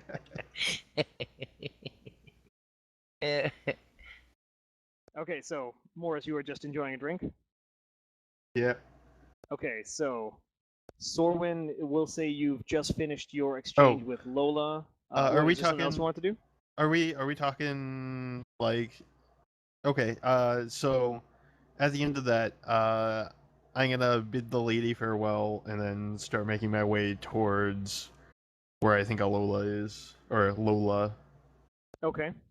So before you leave, as you bid her farewell, she actually she kind of raises both arms to her sides and then puts them on her hips. So you're just gonna keep showing up and cleaning out my supply of booze, and I just gotta keep anticipating you're gonna do this. I turn back and smile and say, "Yep." Fair enough. I'll see you again when you need a refill. Give her a wink and walk out. She gives you a wink right back. I like where this is going. Nice. Roll the dice. I actually say I like where this is going. As I Make a walk persuasion out. check. No, not a persuasion check. Make a charisma check. Just a general charisma. Oh no. Well, you're not.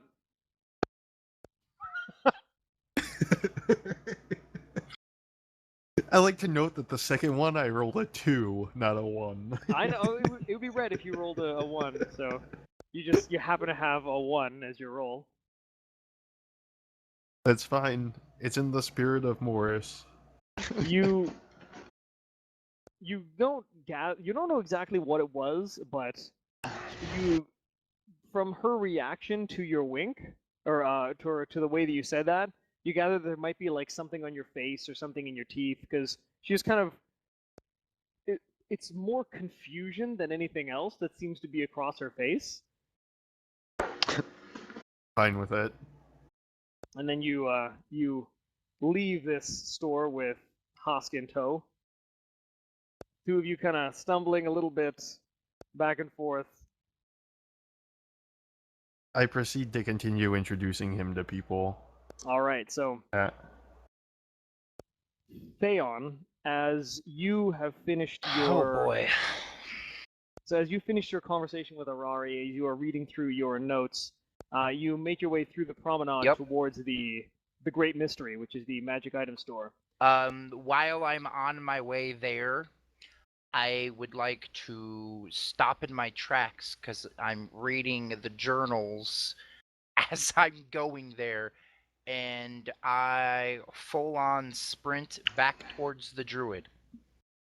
All right, so you full tilt run towards the sacred grove, and you find Diranor is there, and he appears to be trying to tend to the argent oak itself, and you can see him putting forward some of his druidic magic into the tree itself, which seems to swell with vitality upon receiving the spell.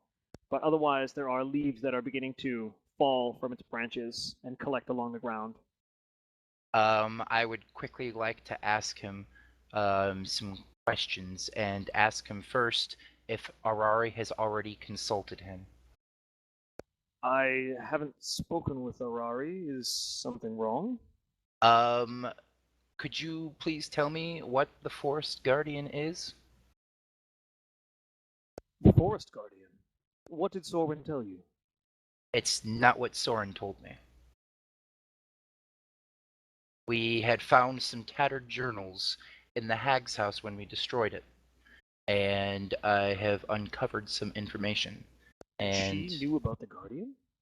yes, it says in here that she wants to corrupt the Forest Guardian to open some kind of gate. This is grave news. The Forest Guardian is the oldest organism on this island. It was a great tree at one point, and having spent so long amongst the energies that pervade these islands, it achieved an awareness. It had served as an advisor, and now it sleeps within the Emerald Vales. It is a region of the forest to the east of here. You will know it, for it is full of the oldest growth, and a strange energy seems to permeate that place. It is powerful, and I have charged Sorwin with finding it to see if it can help us heal this tree. And with that, he puts his hand back on the Argent Oak. If it is in danger, something must be done. We must warn it. Absolutely. Also reading in here, Hosk, the lizard folk that we had brought back, he has talked about how he needs to remove O'Toole from this. While defeating somebody like this would help, I feel it would not help the cause completely if we don't solve the problem that these journals are talking about. And what problem are these journals talking about? There's a person called Sister Mother, which I can only think could be related maybe to the hag, as later it states that she wanted to reveal a beautiful form, and I remember on our first sight of her, that's exactly what she was. And he mentions also, or this note mentions also, of Sister Mother corrupting O'Toole and basically completely lying to him and saying that they must attack. So I can only assume that while the attack is going on, that the Forest Guardian might also be corrupted. But you slew this creature. We did, but later on in the notes it says something about a Heartstone. And the Heartstone is linked to her power completely. And if we don't destroy the Heartstone, I fear we will never be able to destroy the hag. This is serious indeed. But I worry that whatever this event is, we cannot be in two places at once. The Forest Guardian we must hope its own defenses can hold. But if it is being targeted, then it must be sought out. Perhaps your companion can shed more light on it. Or once you have resolved this issue with Otum, was it? Correct. And perhaps when he is dealt with, then you can see to the Forest Guardian. Correct. However, I don't want any extra bloodshed where it does not need to be done.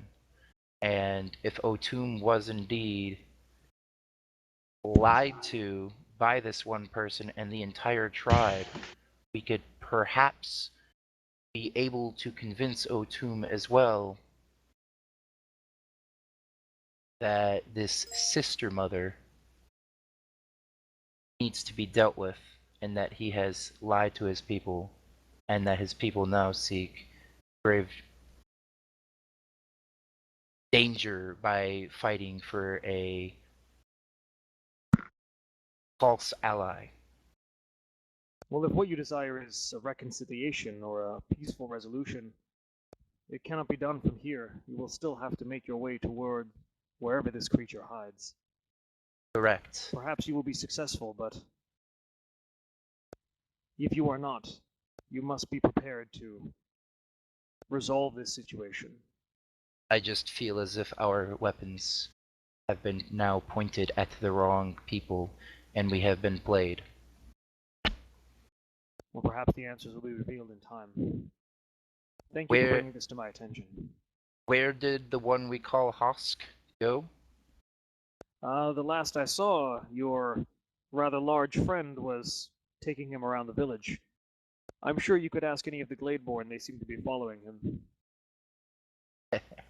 I give a slight chuckle, and the hardest of ways to do so, and I look for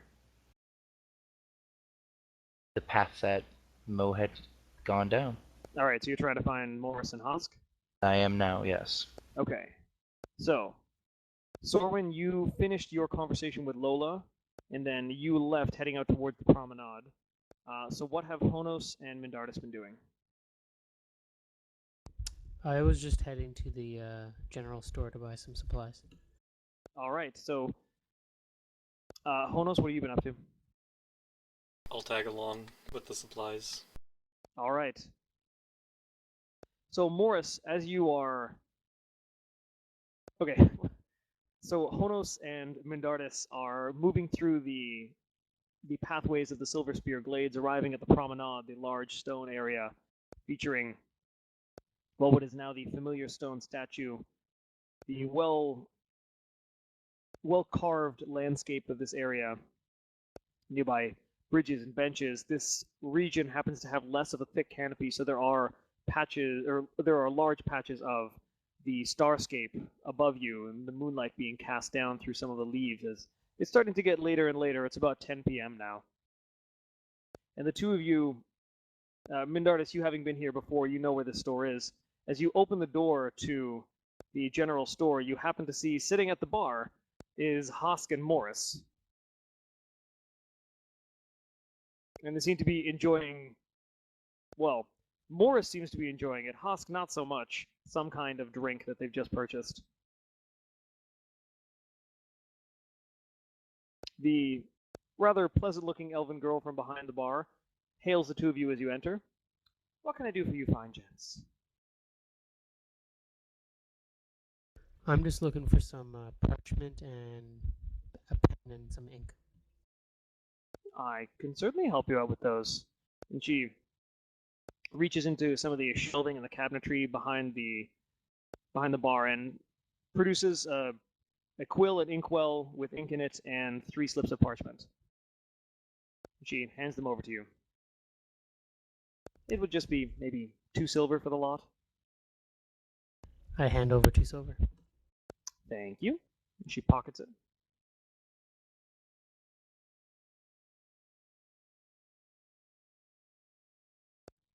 So what are you doing with this quill? Or are you just going to hang on to it?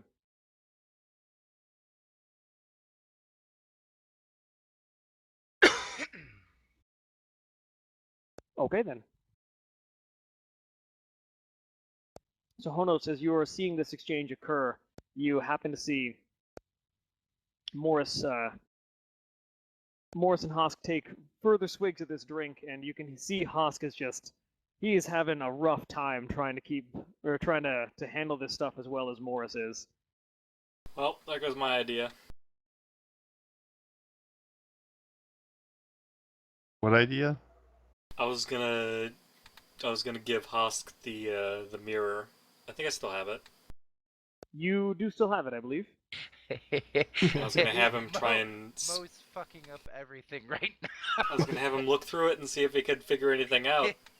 You can certainly still ask him to take a look No, at the I mirror. think I'll wait until he's sober. Okay. You might need to do this tomorrow morning, then. Yeah. All right, so He might not be sober in the morning. you have acquired your supplies, Mindardus. Honos, you have seen the futility of what it is you wanted to attempt to do. I'm seriously considering finding my own boat at this point.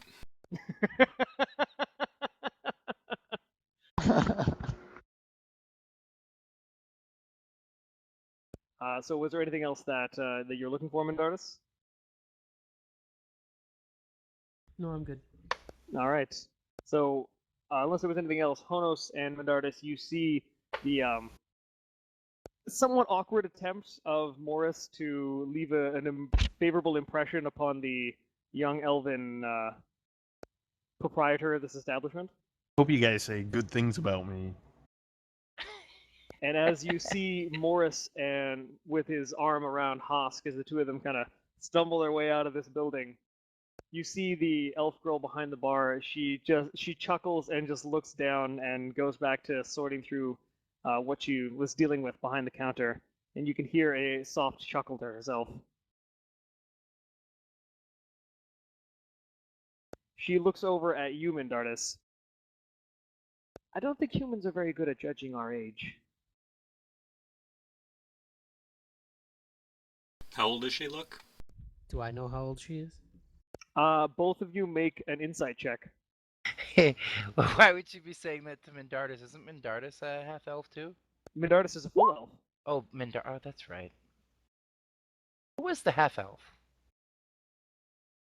I don't think we have any half elves. Yeah, no, we do. Besides me. Oh, Okay, really? yeah, it's you I'm thinking of. I thought there was another half elf. Oh, I'm half elf. There we go. Sorry. Fucking halfies. Yeah. Yeah, My bad. only pure bloods around here.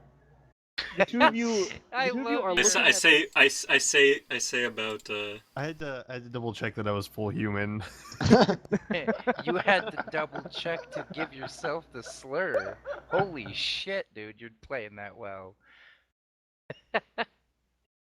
So the two of you you're looking at her and you're focusing and you are really, really trying to figure this out. And Mindardus, I mean, you are an elf, so you have a lot better insight into trying to determine the age of other elves. But man, you cannot get a beat on this girl. She could be within her first century. She could be maybe just after halfway through her lifespan. You're really just not certain at all. Oh my And god, she's Honos- 13.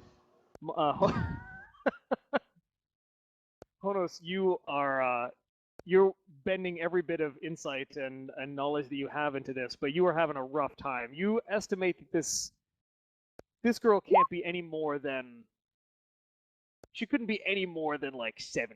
There's no way. There's no way she's any older than 70. She's just Gross, too good bro. looking. God damn it. I like an older woman.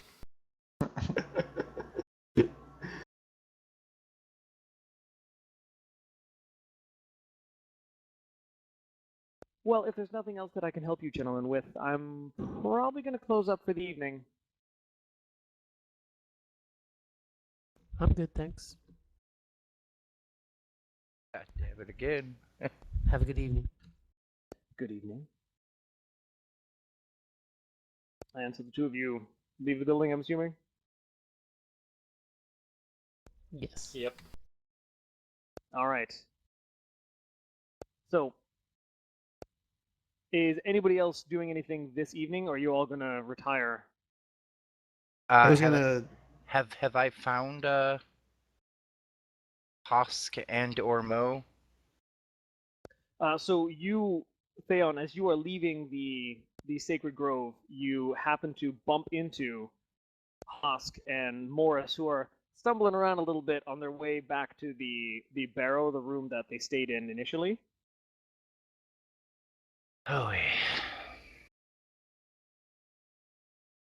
So yes, you bump into them. I Behind them are Mendardus and Honos. I speak to both Mo and Hosk, and I look at them both, and I go, "Are you guys in any fit? A qua? What? Are you guys fit at all What? to speak about something very serious right I now?" flex my muscles and say, very, very fit. And then and then Hosk looks over and then imitates the flexing muscle posture. But he being a lizard man, his limbs are much more elongated, so it looks a lot more awkward, and his reach is actually larger than Morris's, despite Morris having nearly a foot more height on him. And you can see him flex these thin, lean muscles, but he appears to be trying to imitate the same thing, as expecting that this is some kind of customary greeting amongst elves. He's very much out of his element right now. well, I slap my face and I look at Mo and I go, "This concerns Lola." Uh-oh. I get super serious. Hold on, let me make sure I can do that.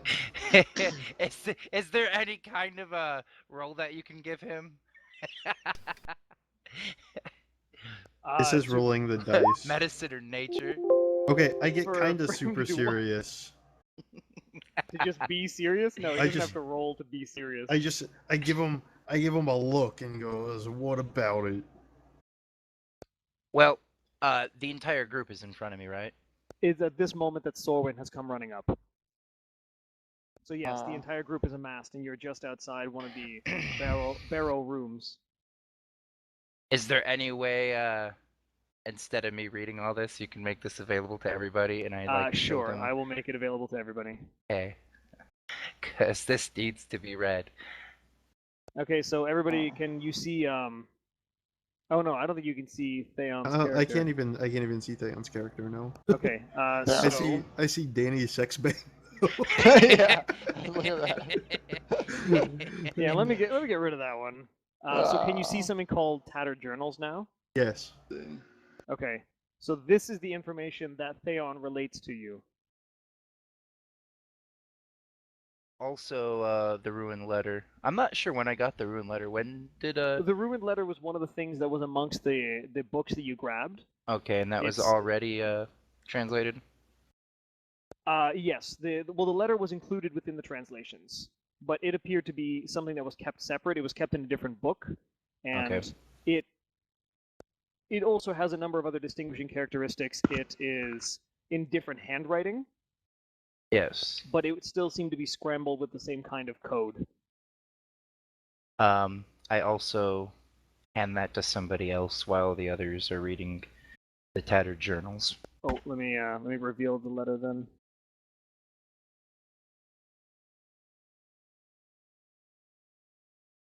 It's quite the read. It's actually pretty nice. HPG, you actually definitely put some quite the amount of work in these. Oh, thank Pretty- you. Yeah, it's pretty nice. So, basically, after this conversation, guys, this is going to be the end of the session for tonight because people got to work tomorrow.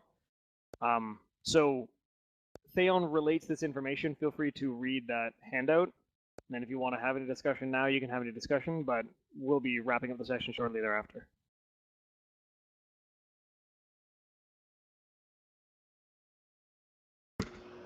I read it and we can reconvene. We want to have a discussion.